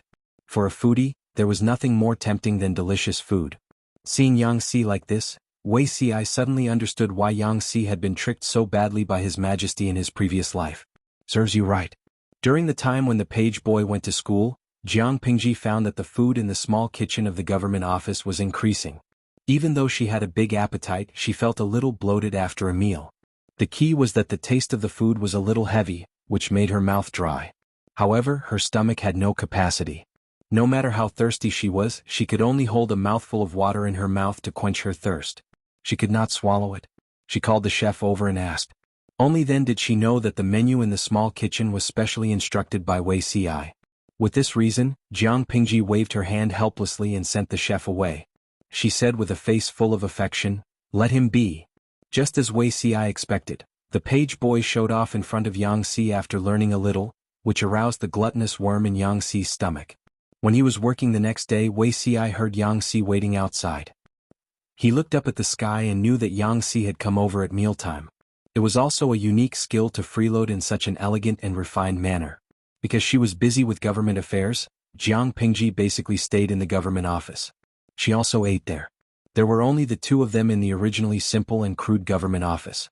Today, a young man with a little baby fat suddenly appeared. Her eyes drifted away and she ate her own food, ignoring the other party. Yang Xi also ate as if there was no one else around. His appetite was quite good. In short, the atmosphere was a little awkward. Wei Xi originally wanted to create an atmosphere for the two of them to talk. According to his lord's charm and enigmatic temper, the two of them would not immediately collude with each other, but at least they would hit it off. Now they had no intention of talking at all. Not only did the three of them feel that the atmosphere was strange, but the audience in the streaming room also noticed the clues. Chun Lai, I came to watch the ruler and his minister eat. Why is there an awkward third wheel? Cool, maybe it's a newly recruited talent? The streamer's territory is getting bigger and bigger now and she needs more people. Kojiao Chi fan, the atmosphere is obviously not right. Feels like the three of them are eating on their own. They don't even make eye contact. Jiang Pingji was under a seal that said, my subordinate is sick and I have to help him work overtime. For the next few days, the scene of the live streaming was in the small government office. The audience in the streaming room was a little tired of watching. The 3 mealtimes every day were their only fun. Watching the streamer and beauty Ci eat, many people could eat a few more bowls. After all, they were good-looking and had an appetite. Who could get used to the sudden appearance of a stranger, Yang Xi? For the next few days, Yang Xi came to the government office to report for meals. At first it was just 1 meal a day, then 2 meals a day and finally 3 meals a day plus various snacks. Jiang Pingji was tired of watching it. She directly said to Yang Xi, why don't you stay? It's quite troublesome to report every day. This was the first sentence she said to Yang Xi. Wei Xi was shocked when he heard this. His right hand, which was holding the brush, drew a long line on the bamboo slip. No, what was the difference between his lord's words and throwing people away? Recruiting a strategist could not be like this. Especially for someone like Yang Xi who was very sensitive about his self-esteem, such ambiguous words were a taboo. If this was said by a friend, it would at most be a joke. If it was said by a stranger, it would be very easy to be judged as mockery. Yang Xi was a little unhappy at first, but when he looked up into Jiang Pingji's eyes, he realized that she did not mean to mock or disdain him. She was simply stating a fact. This discovery extinguished the flame that had just appeared in Yang Xi's head. What if you don't want to? That's a pity. The food in the government office is only made from the materials that can be found around Fengyi County. It's poor in variety. Compared to delicacies, it's just the tip of the iceberg. Jiang Pingji continued, moreover, if you don't want to, remember to pay for the meals for the next few days. Was he bullying her strategist with compound interest? If he didn't agree, he would be in debt for the rest of his life. Yang Xi continued to look at her. And then? She said, if you follow me, you can eat all over the world in the future. If you don't follow me, try to see if you can walk out of this door. Wei Xi's heart was like dead ashes. With his lord's temperament, it was no wonder that the talents in her previous life were all captured.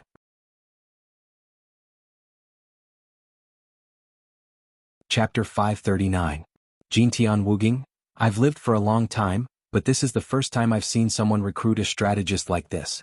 Streamer, even if you want to court death, don't do it like this. If this gets out, how can you hire employees in the future? If you can't hire employees, who will work for you in the future? There's a limit to courting death.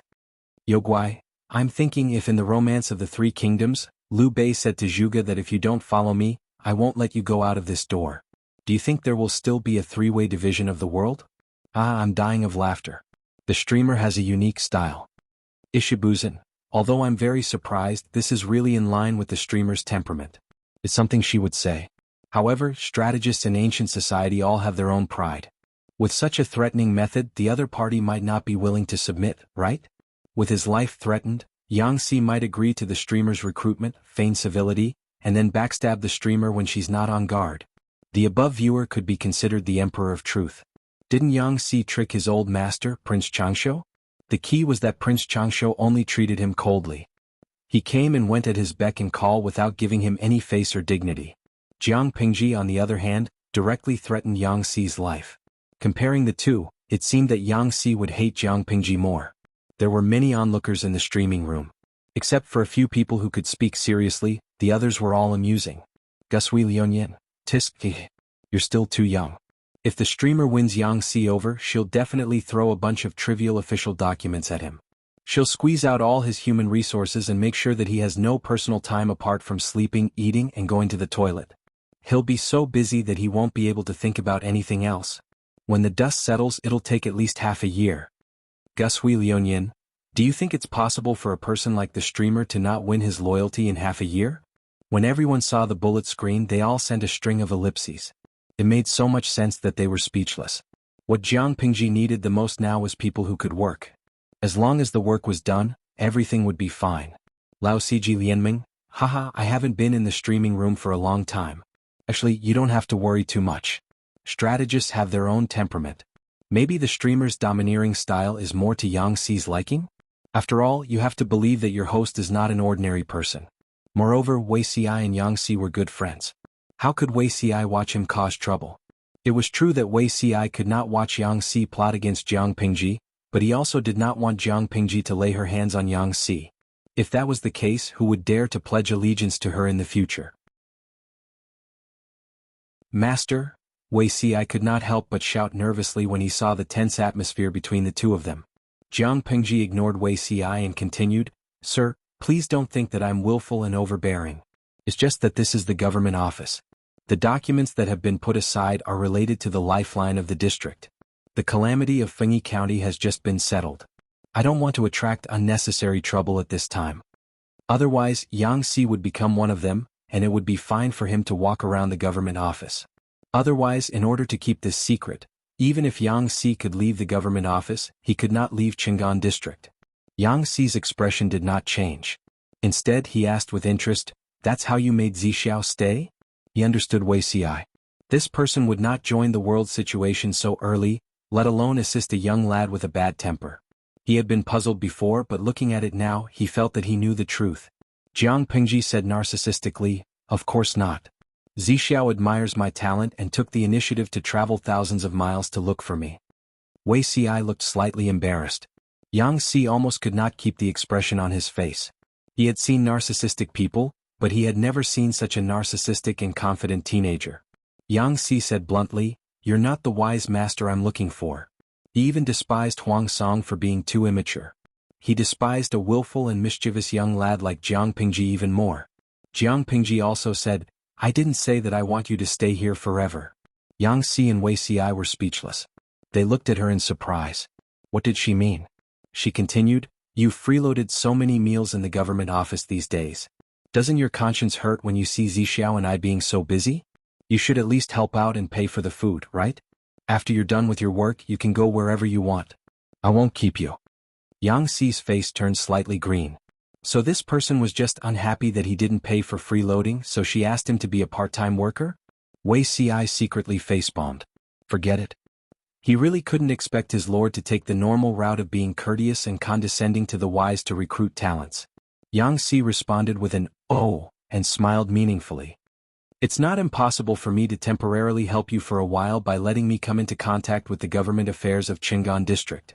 It's just, aren't you afraid that when I leave the news will be leaked and it'll be disadvantageous to you? Jiang Pingji rolled her eyes and said indifferently, When you leave, not only Fengyi County, but perhaps the entire Wanzhou will be in my hands. Her tone was flat, but Yang Si could feel the irresistible and absolute confidence under her calmness. Young Langjun, you're so ambitious, Yang Si said. Are you looking down on the royal family of Dongqing? At least Dongqing hadn't been completely destroyed. I heard that you used to work for Prince Changsho. Prince Changsho led his troops to besiege Qinzhou in the name of purging the emperor's corrupt officials. Don't you know what kind of scheme it is? Jiang Pingji said indifferently. As the old saying goes, it's better for the nobles and generals to have guts. Isn't it a matter of course that I, Lu Shi, can occupy the 4 districts of Fengyi County as the magistrate of Xiangyang district? At first, Wei Si was worried that Yang Si would really bear a grudge against Jiang Pingji, but as their conversation progressed, he calmed down instead. Yang Si was very ambitious and restless. Jiang Pingji's arrogant and unruly character and style were to his liking. In particular, the phrase "it's better for the nobles and generals to have guts" hit Yang Xi's itch even more. In today's world, if one didn't have looks, family background, or fame, even if one was talented, it was still impossible to climb up. Yang Xi followed Prince Changshuo's path to become an official. Wasn't it because he was unconventional, and only used those who were talented? Unfortunately, Prince Changshuo was just putting on an act. He didn't really care about his background. It was inevitable that Yang Xi would be at odds with him. Jiang Pingji was rather talkative. It's not just Fengyi County, not just Wanzhou, not just Dongqing, not even just the 5 countries. As long as I can stand on my feet, I want to go. I can do what my predecessors can't. At that moment, the smile on Yang Xi's face was slightly forced. He said sarcastically, "Young Langjun, you only have Fengyi County, and there's still the Tsingyi army and the Red Lotus group eyeing you covetously. Aren't you afraid that you'll cut your tongue by saying such big words?"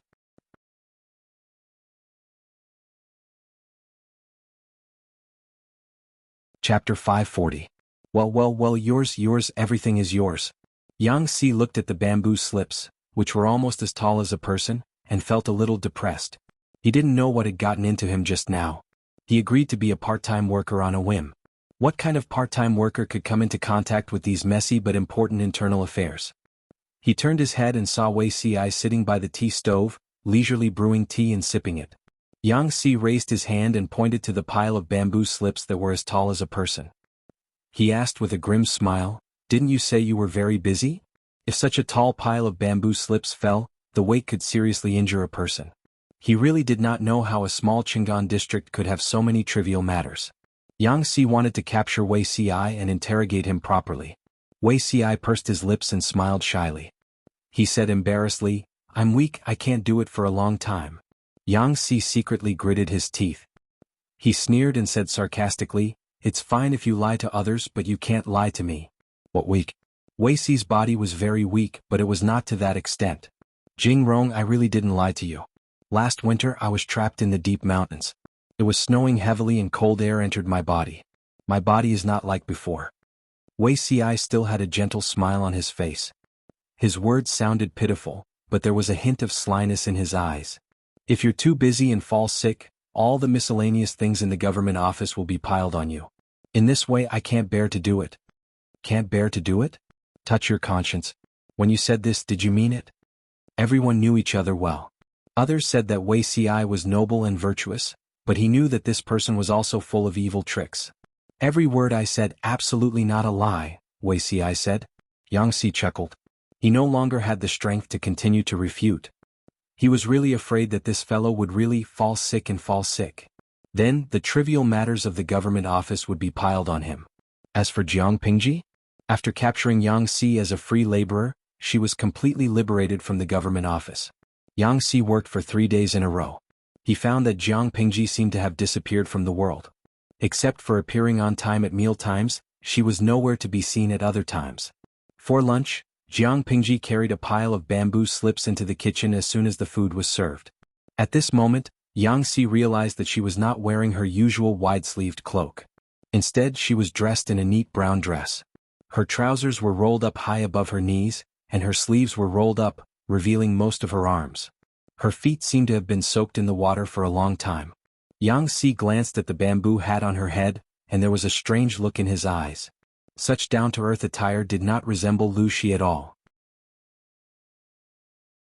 "Didn't they say that Lu Shi came from a noble family in Hejin County? Your Highness, Ci will help you." Wei Ci got up and wanted to help her take the heavy things. She looked at his body and walked around him. Quang! The bamboo slips were placed on the table, giving off a dull and loud sound. Jiang Pingji clapped her hands and said, "There have been more and more refugees entering the city recently. How's the progress of reclaiming the wasteland?" Wei Ci did not feel awkward and replied, "According to the plan, about 30% of the wastelands have been opened up. It is estimated that it will take another 2 months for the wastelands to be completely opened up. Every mu of land has been recorded, and it will be distributed after the household registration is completed." Hearing about the household registration, Yang Xi, who was at the side, really wanted to slam the table and leave. There were more and more refugees outside, which meant that the work of household registration would become more and more onerous, not to mention the subsequent sorting and induction. If something went wrong, it would be troublesome to deal with it again in the future. Even a person like Yang Si could not bear it anymore. Jiang Pingji felt Yang Si's resentment and said, "There's no hurry as long as it can be completed before spring plowing next year. The household registration is very important. It's fine to work slowly, but it's better to be slow than messy. Compared to this, I'm more worried that there will be a drought this year." Wei Si and Yang Si were both stunned. A drought? Jiang Pingji took a ceramic bowl, poured some cold water into it and gulped it down. "Yes, I found a few experienced farmers. They also think that the weather this year will probably be hot and have little rain." Jiang Pingji judged based on her own experience. In addition, her brain was strong so she could see details that ordinary people could not. However, in terms of farming, she still had to listen to the opinions of the old farmers. Combining the information from both sides, Jiang Pingji felt that this year was probably not good. The water conservancy facilities in Xiangyang district had taken shape. If they took good care of the crops in the fields and got through the summer, the autumn harvest this year should not be too bad. However, the situation in Qingan district was different. There were not many crops, but more and more refugees gathered. They could not possibly not drink water for the whole summer, could they? She checked the files of the past and found a lot of things. It turned out that Qingan district also had a few large-scale droughts. The fields were cracked, the rivers dried up, and the crops basically withered. Wei Si said, "If there's really a drought, I'm afraid the progress of reclaiming the wasteland will be delayed." After the Tsing-Yi army wreaked havoc, the spring plowing in Qingan district was basically scrapped. There were basically not many crops planted this spring. If there was a drought this year, they did not have to worry about the crops in the fields. They only had to solve the water problem. "It's okay, there's still a lot of time. Take it slowly." Jiang Pingji poured another bowl of water for herself. "I've brought a few farmers to the nearby mountains to look for water sources these few days. I'm trying to see if I can open up a canal. It just so happens that Shiheng's water wheel can also come in handy." Zhang Ping, courtesy name Shiheng. Ever since he was tricked into the fire pit that was Xiangyang district by his good friend Wei Si, his daily life had been very fulfilling. Hearing what she said, Yang Si secretly looked at Jiang Pingji's feet. No wonder her feet and calves looked pale from being soaked in the water. It turned out that she had gone deep into the mountains to look for water. The audience in the streaming room had been following the live stream. Naturally, they knew how long Jiang Pingji's feet had been soaked in the water. Their hearts ached when they saw it. "Ohuang Gangbatsi, streamer, if the drought this year is very serious, I suggest building a smaller reservoir to store water." "Jugao Gao, get rid of me. Look at the situation now. Digging a reservoir is not something that can be solved in a few days." "That's easy to say. Where is the most reasonable place to dig a reservoir? How is the best place to build a reservoir? These are all things that require knowledge. It's not something that can be solved just by talking. If the reservoir is not built well, it can't be guaranteed that one year there will be a flood and the reservoir will collapse. When that time comes, won't those in a lower position drown?" Renkaiching Huanda. "TSK, then it's very reasonable for the streamer to prepare to dig a canal? Is it that simple to dig a canal?"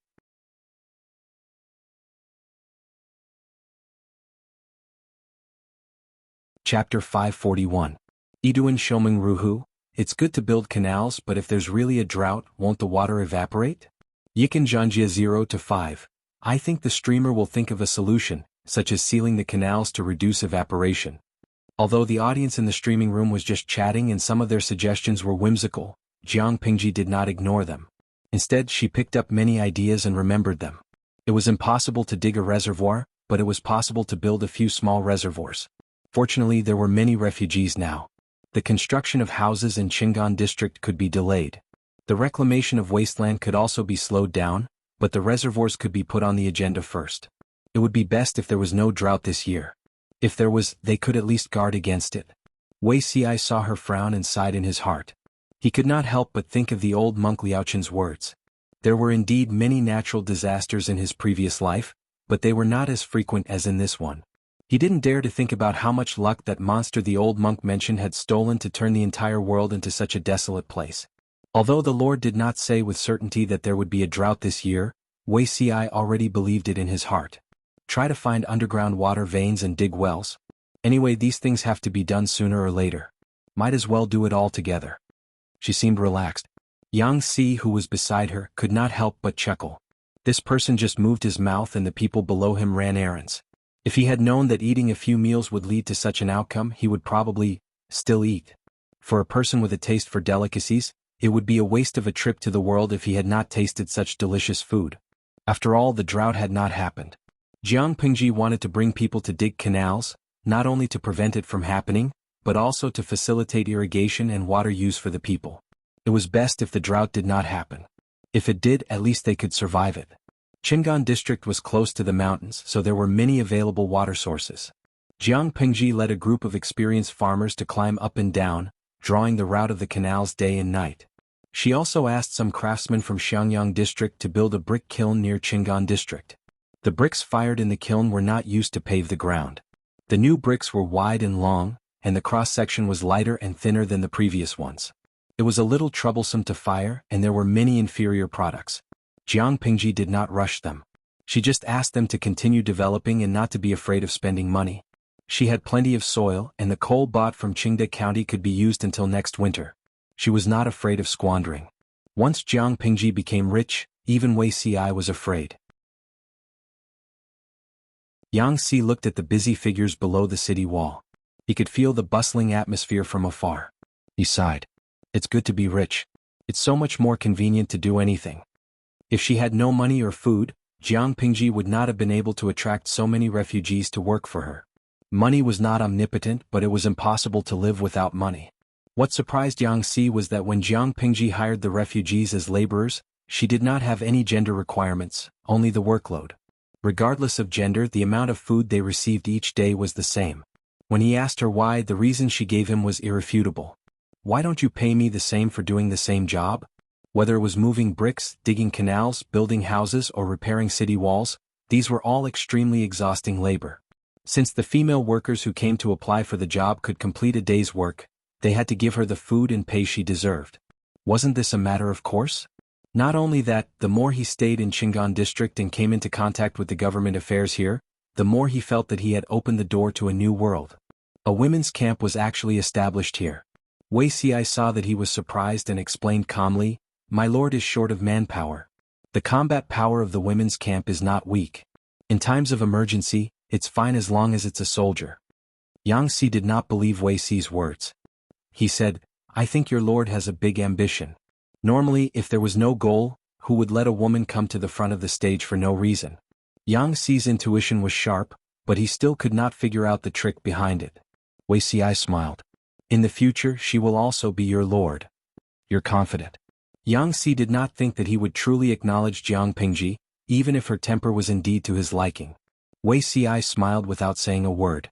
As time passed, the general outline of the buildings in the center of the district could be vaguely seen. The architectural style was the same as that of Xiangyang district. Yang Si had never seen something like green bricks. At most, he had heard about them from the refugees on the way here.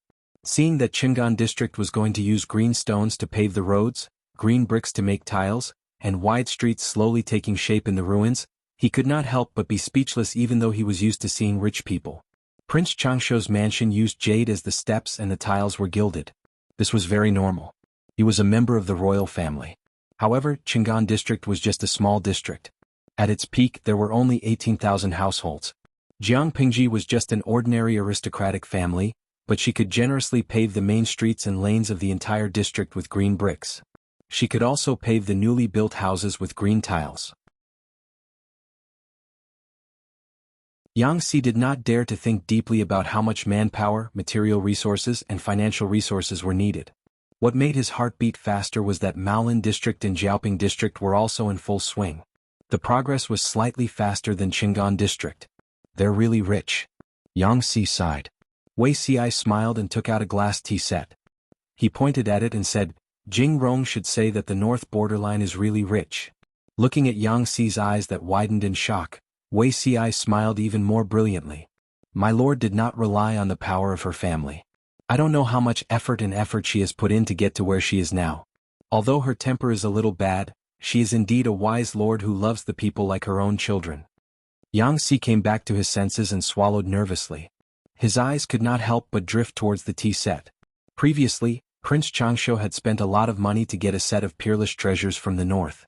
Yang Si was fortunate enough to see it once. The material was exactly the same as the glass tea set that Wei Ci took out. Prince Changshuo's set was not as good as Wei Ci's. At that time he was still lamenting that there was such a treasure in the world that was worth such a high price. Now he felt his face hurt. Looking at Wei Si's attitude towards the tea set, he knew that it was definitely not worth such a high price. Could it be that your lord made them? Yang Si recalled the high price that Prince Changshu had charged.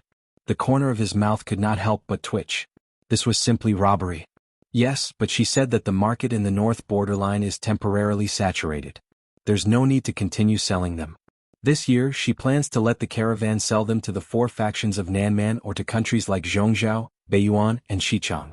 At least we can't bump into the north borderline lest we get exposed. Yang Si stared at the cup in Wei Si's hand. His slender and fair fingers pinched the transparent and resplendent cup. One could not help but lament that the years were peaceful. Nonsense. How much is this thing worth? Yang Si questioned closely. You'll only know when my lord becomes your lord. Otherwise my lord will not let them go. There was a smile on Wei Si's face. At this moment, there was a hint of slyness like a fox. Is freedom more important or curiosity more important? Jing Rong, you have to consider carefully. There's still a lot of work to do today. We were just talking about everything and have wasted a lot of time. Wei Si took a sip of tea faintly. Then he went to his desk and continued burying himself in his work.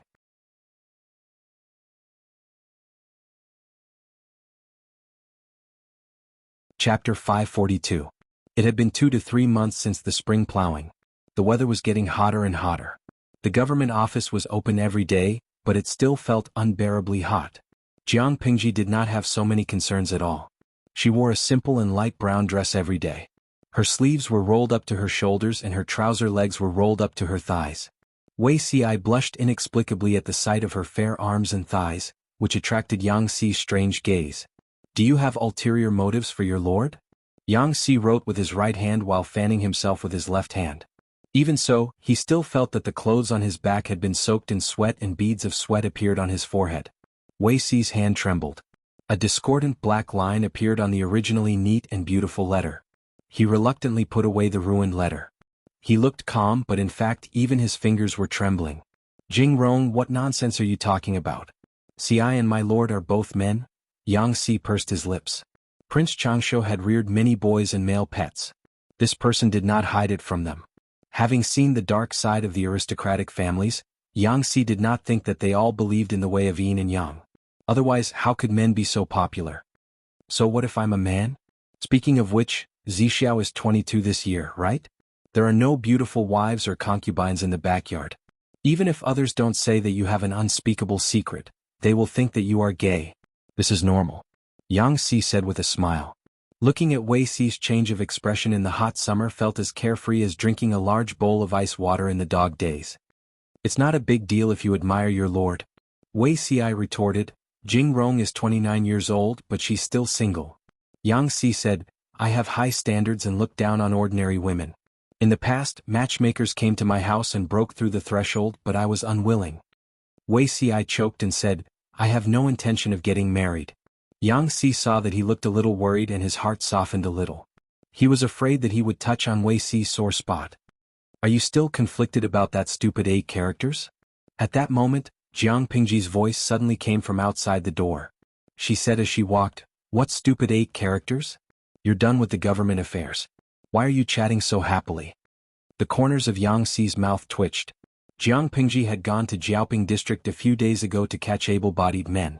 When Jiang Pingji entered the room, the two of them saw that she was carrying 2 round, green ball-shaped objects in her arms.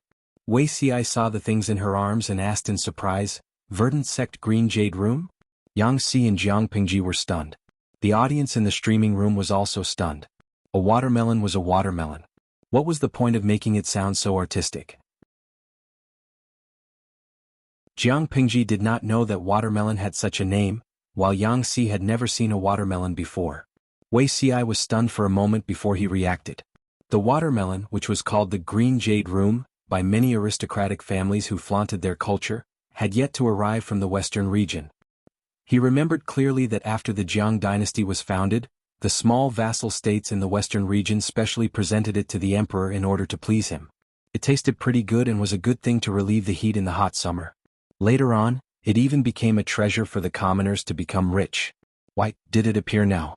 So it has such a name, but I call it watermelon. It's quite easy to grow. We can consider planting some in Qingan district to store water and relieve the heat in summer. Jiang Pingji placed 2 large watermelons on the table, took out a dagger and cut one of them in half. It had been chilled in the well water and the flesh emitted cold air. I remember that this is only available in the western region. Wei Si said. Jiang Pingji cut the watermelon. The bright red flesh of the melon made people salivate. It's indeed from the western region. Uncle Gu travels north and south to do business. He likes to exchange for some rare and strange plants. Last year he gave me some. I planted it in the small garden of the district headquarters of Xiangyang district. I heard that it bore fruit. I ate one and it tasted pretty good. In fact, that was not the case. Jiang Pingji did not recognize the plants from ancient times at all. It was the audience in the streaming room who grew watermelons at home who told her about it. They taught her how to grow watermelons and things to take note of. After she memorized it, she passed the trick to the supervisor and let her take care of it. She went to Jiaoping district to handle some matters.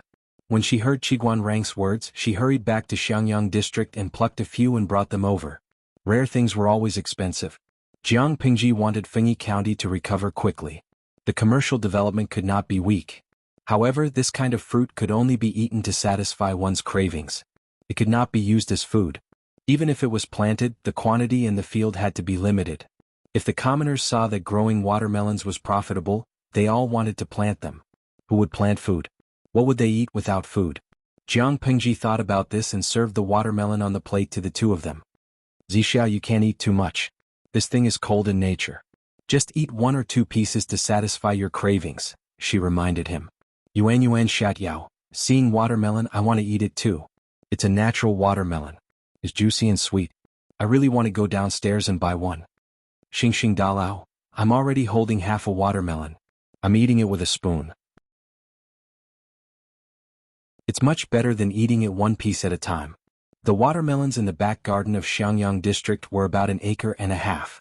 She got someone to pluck them and send them to her subordinates as a reward. Holding a watermelon and nibbling on it in the summer could even improve one's irritation. Yang Si despised Jiang Pingji, but he had to admit that the food here was delicious. Even the summer fruits were unique. My lord, I have already ordered the laborers to dig a canal and cut enough bamboo according to your instructions. I have sliced them and exposed them to the sun. How are the new bricks in the brick kiln? They can already produce excellent finished products. Although they are not as solid as ordinary bricks, they won't break easily. The 3 of them nibbled on the watermelon while talking about business. The scene was too beautiful. The audience in the streaming room expressed their desire for more. Tumi Dalao, thank you, streamer. I think the melon farmers this year are going to laugh. Because of the mystery of the streaming room and the gimmick of being able to cross dimensions, it led to many new industries.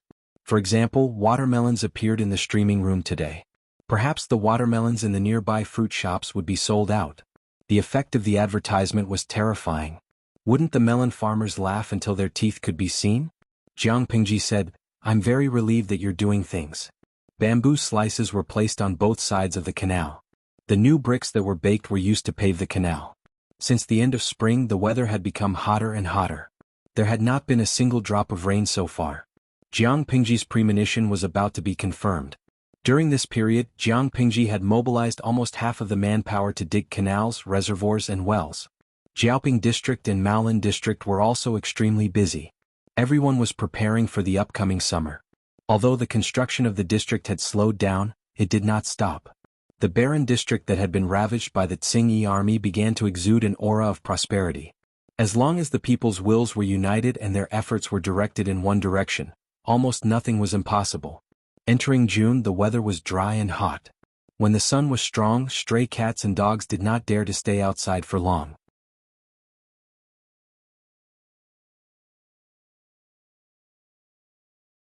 Chapter 543.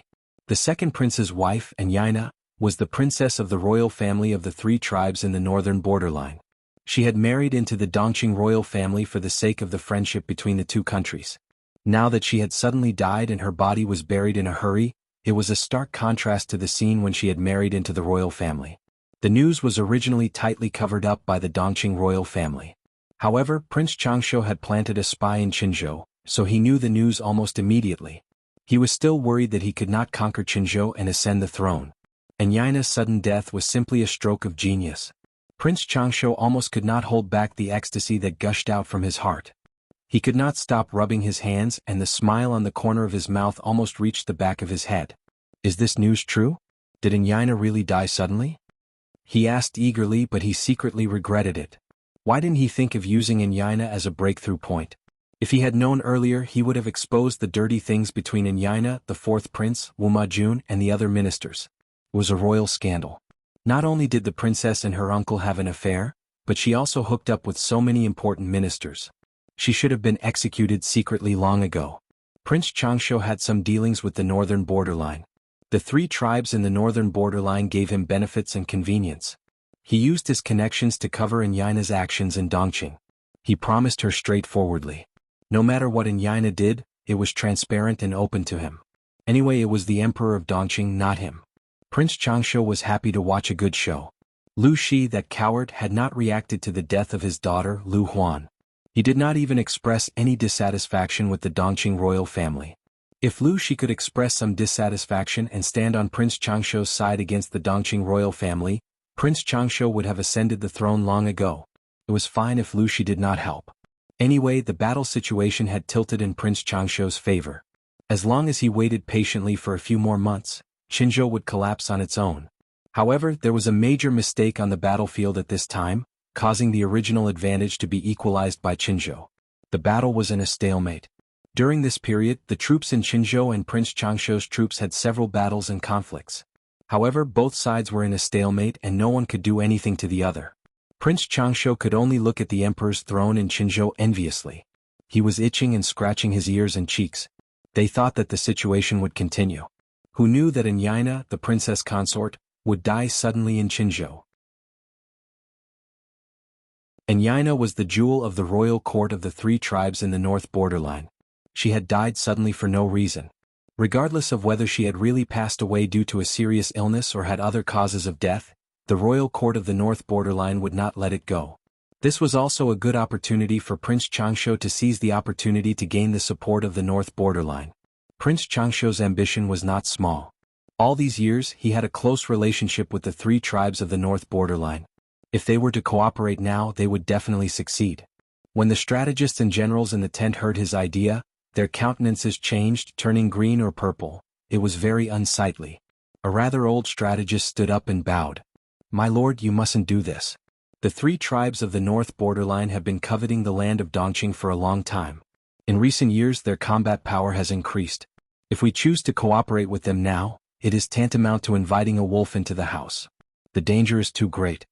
The general sitting at the head of the table also said in a low voice, "Yes, my lord, you mustn't agree to this. The royal court of the north borderline had bad intentions when they married Princess Enyina into the royal family of Dongqing. These years, I have also heard rumors that this princess has taken in many guests. She is indeed a slut who has messed up the imperial court. The Count of Jinbei's residence was destroyed because of this slut. My lord, please reconsider." "My lord, I agree." "At this time, my lord, please reconsider. Once this wild wolf from the north borderline is drawn in, it will be difficult to send it away. Think about how many people died with grievances when the three tribes of the north borderline ambushed Chongzhou's Shangyu County. This blood feud. Most of the strategists and generals in the tent had an extremely bad impression of the three tribes of the north borderline. This was only secondary. It was easy to invite them in but difficult to send them away, not to mention that the three tribes of the north borderline had been coveting Dongqing for many years. However, their opinions on this matter were not important. What was important was what Prince Changsho thought. Some officials who liked to curry favor saw that Prince Changsho looked unhappy and quickly stepped out. "Don't worry, everyone. This matter may not be entirely a bad thing," a middle-aged man in a scholar's robe said. Everyone glared at him. Only Prince Changsho's eyes brightened slightly. He stopped the people around him from scolding and signaled for the man to continue speaking. With Prince Changsho's approval, the middle-aged man felt more confident. He had always liked to act arbitrarily. In the past, he had pretended to be polite and listened to the opinions of others seriously, but it was just an act. Now that he was only one step away from the throne of Dongqing, he had been stuck at this step for nearly a year. He was already so irritable that he could no longer pretend. The middle-aged man did not have much ability, but he was extremely good at observing people's expressions. He could accurately hit Prince Changsho's pulse. Continue speaking, Prince Changsho said. Everyone's face darkened. Only the middle-aged man's face exuded joy. He said, "The 3 tribes of the north borderline are barbarians. All of them are people who eat raw meat and drink blood. Dongqing is a country of etiquette, so it has the responsibility to educate them. They are merely barbarians. After my lord has succeeded, you can just give them some rewards and send them away. If you can't send them away, you can also make some verbal promises." Full of bullsh*. T. Everyone's face turned pale. Coincidentally, someone with a more extreme temper stood up and scolded the middle-aged man, calling him a vermin. The middle-aged man smiled and said, "My lord is a real dragon appointed by the heavens. He is destined to rule the world. Borrowing the power of the north borderline is just following the will of the heavens. Promising some benefits to the 3 tribes of the north borderline is also to seek greater benefits. The land of the north borderline is the imperial land. Sooner or later we can take it back. If we don't do this, do you have any other good ideas to successfully conquer Qinzhou?" Prince Changsho's face was calm, but his heart was already in turmoil. He was increasingly satisfied with and valued the middle-aged man. He wanted to promote him to the chief strategist and become the head of the literati in his tent. The middle-aged man continued, "Moreover, we can let the barbarians of the north borderline take the lead and deplete their military strength." Nonsense. There's no point in working with them. Many people still wanted to persuade him, but when they saw Prince Changsho's expression, their ambitions immediately sank to the bottom. Some hot-tempered people directly stood up and scolded. Not only did Prince Changsho not quell the dispute, but he also stood on the middle-aged man's side. This made everyone's heart turn cold. The hot-tempered and courageous generals directly stood up and waved their sleeves to leave the main tent. What kind of *T was this? Seeing that many people left one after another, Prince Changsho's face was as black as the bottom of a pot. He usually pretended to be polite and open-minded, but it did not mean that these people could behave atrociously in front of him. However, he still had some rationality. He did not immediately agree to cooperate with the north borderline. Instead, he let the spies in Qinzhou continue to probe for information. Princess Yaina was fine. Why did she suddenly die?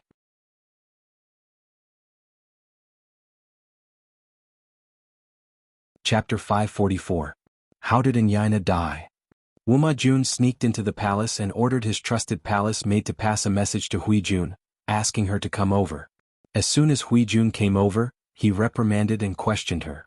"Haha, what does it have to do with me how she died? If you're curious, you should ask someone else. Why would you ask me, a concubine in the palace?" Hui Jun was dressed in a complicated palace dress. She was as beautiful as a painting. Even the fairies in heaven could not compare to her. She was like a delicate flower that became more and more beautiful. She could attract the souls of others just by standing there. Unfortunately, Wuma Jun was not in the mood to appreciate such beauty because he was furious.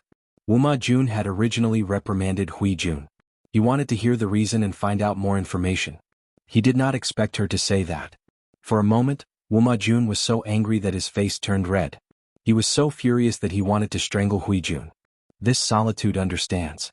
You must have thought of a way to kill her, right? You ignorant woman. Do you know how important Yaina is?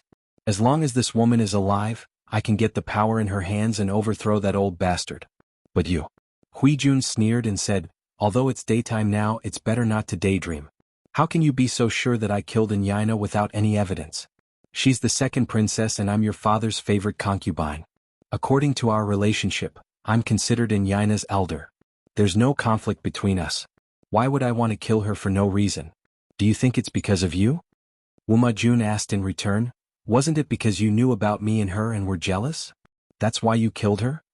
Although he was completely despised by the emperor and was even kicked in the chest by the emperor, causing Wuma Jun to lie in bed for more than half a year, Wuma Jun did not think that he had no chance to ascend to the throne because he had cooperated with Yaina and Prince Changsho.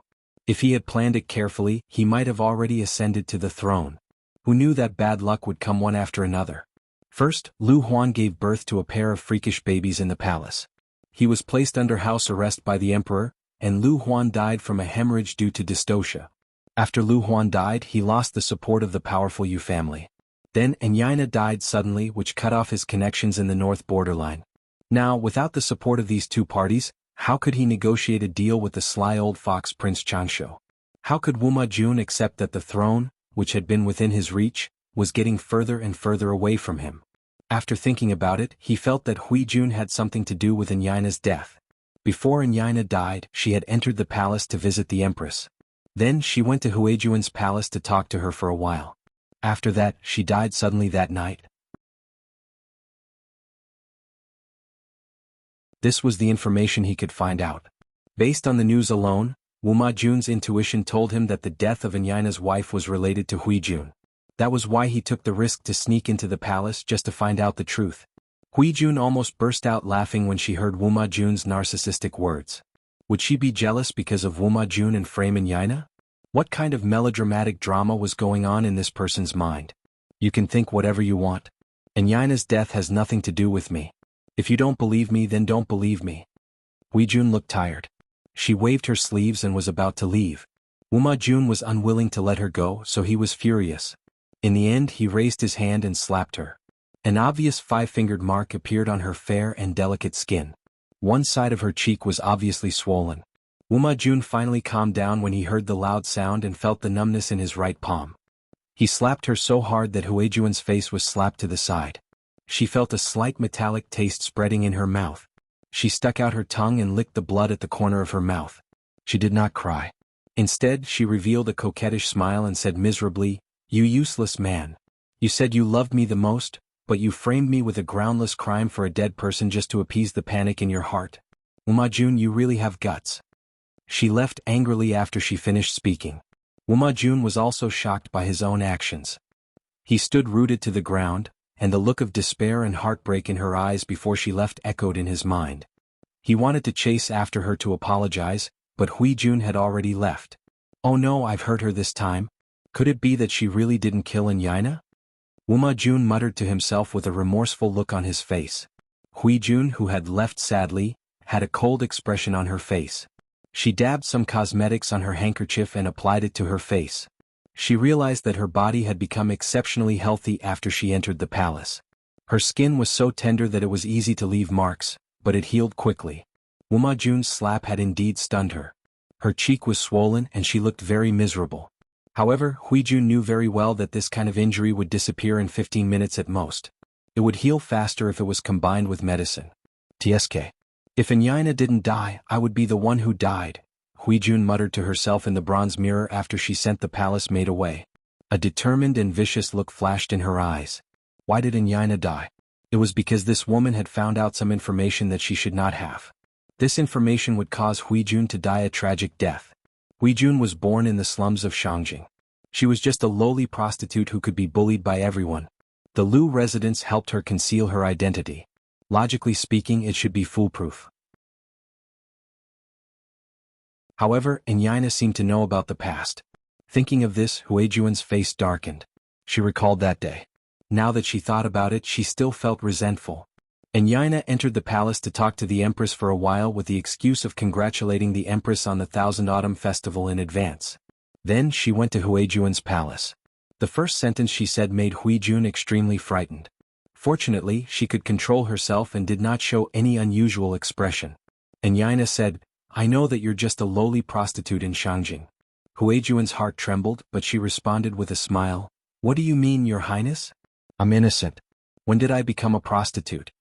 In fact, Enyina did not have any concrete evidence. She knew some secrets, but she was not sure. Therefore, she chose this opportunity to trick Huijun. However, Huijuan's reaction was too normal, which made Enyina uncertain. She said, "I'm afraid the imperial noble consort doesn't know yet, right? Your face is exactly the same as that of an imperial noble consort many years ago. The emperor doted on you so much because of your face.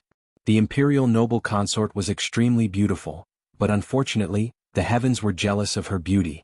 She died of illness at a young age.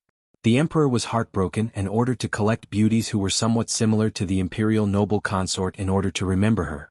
All the officials from all over the country offered their gifts. Among them, there was a woman who looked very similar to her. However, this woman already had a husband and was 3 months pregnant."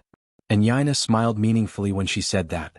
Huijuan's expression had already changed slightly.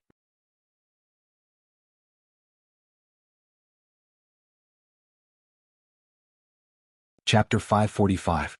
Enyina continued, "This woman was originally an ordinary village woman. In order to please the emperor, The local officials killed her husband and sent her to the palace when she was pregnant.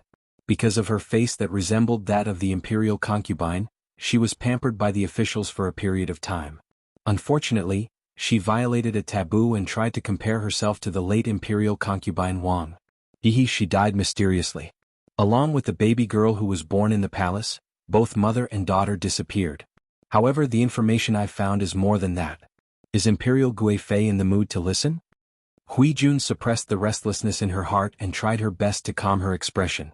This story is interesting. Tell me about it, Princess Consort and Yaina. I've been very bored these few days.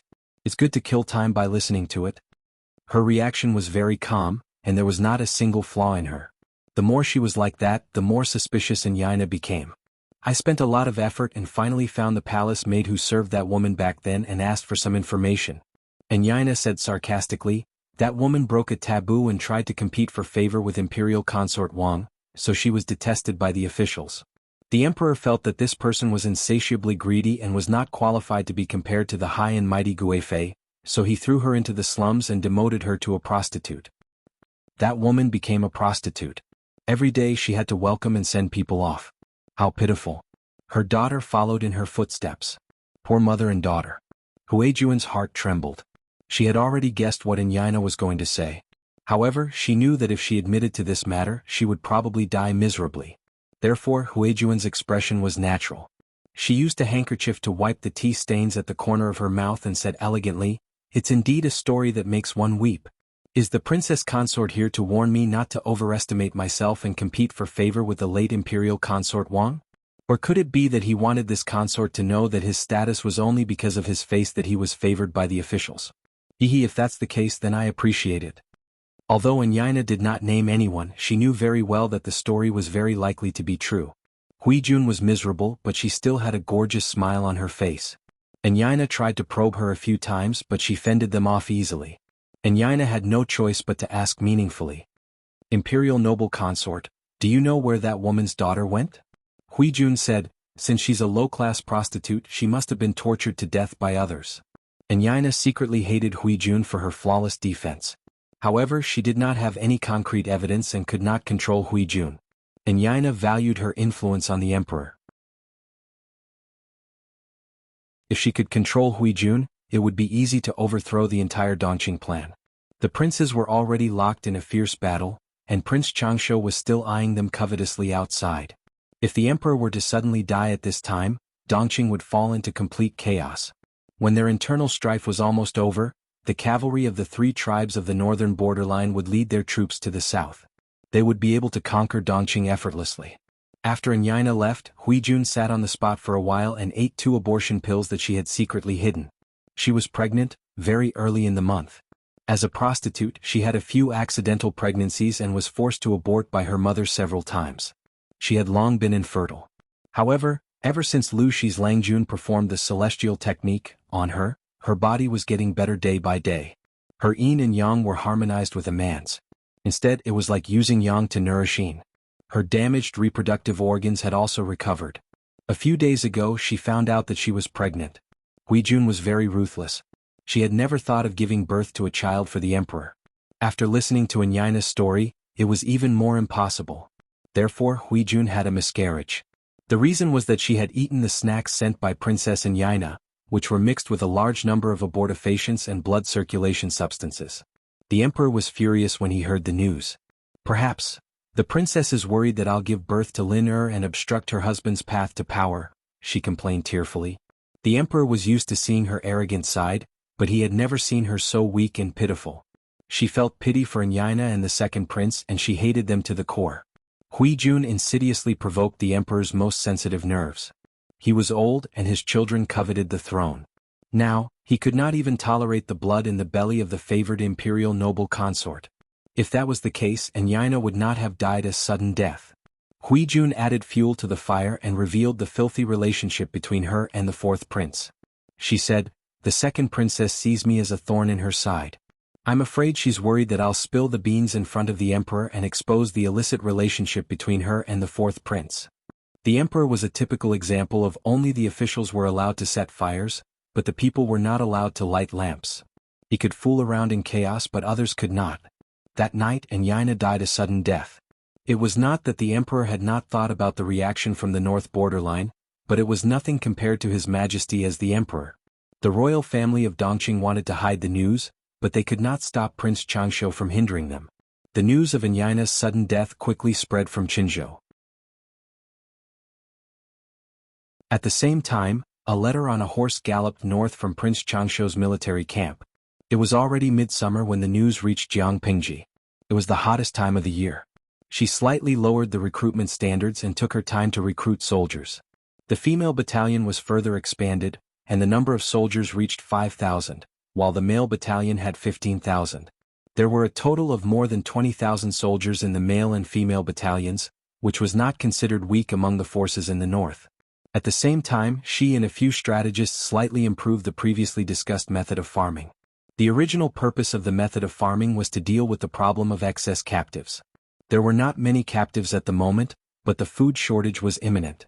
After a few discussions, they decided to put the first batch of farming experimental plots in Qingan district for trial. The reason was simple. There was a lot of wasteland near Qingan district. The terrain was stable and open, and the built canals were relatively complete. If it was used as a trial experimental plot for farming, the effect would be better. For this reason, Jiang Pingji even transferred Li Yun, who was an expert in farming, from Maolin district. Because of the reservoir, canals, and a few newly dug wells, Qingan district was not very short of water. Li Yun rolled up his trousers and held a ceramic bowl to drink water in big mouthfuls. The cold water vapor slightly dispelled the high temperature caused by the exposure to the sun. When I went to see the fields today, a part of them split open. Fortunately, my lord has foresight. Otherwise, I don't know if I can drink water. After being exposed to the sun for a whole day, Li Yun's skin, which had taken a lot of effort to maintain a fair complexion, turned a few degrees darker. Yang Si sighed faintly. Fengyi County is fine, but the people in other places, I'm afraid they'll have a hard time. In this world, whether the people can live a good life or not depends on what kind of local officials they encounter. Jiang Pingji's personality was terrible, but Yang Si had to admit that with her around, the people's lives were indeed much better. Li Yun nodded in agreement. He wore an expression that said, "My lord is the best." You're tuning in to the Han Li's Wuxia Chronicles YouTube channel. We're so grateful for your support, and don't forget to subscribe to join us on this incredible journey through captivating stories. Your generosity through donations truly makes a world of difference, as it's the primary source of revenue that allows me to expand and enhance this channel for you. Thank you from the bottom of my heart for being a part of this adventure.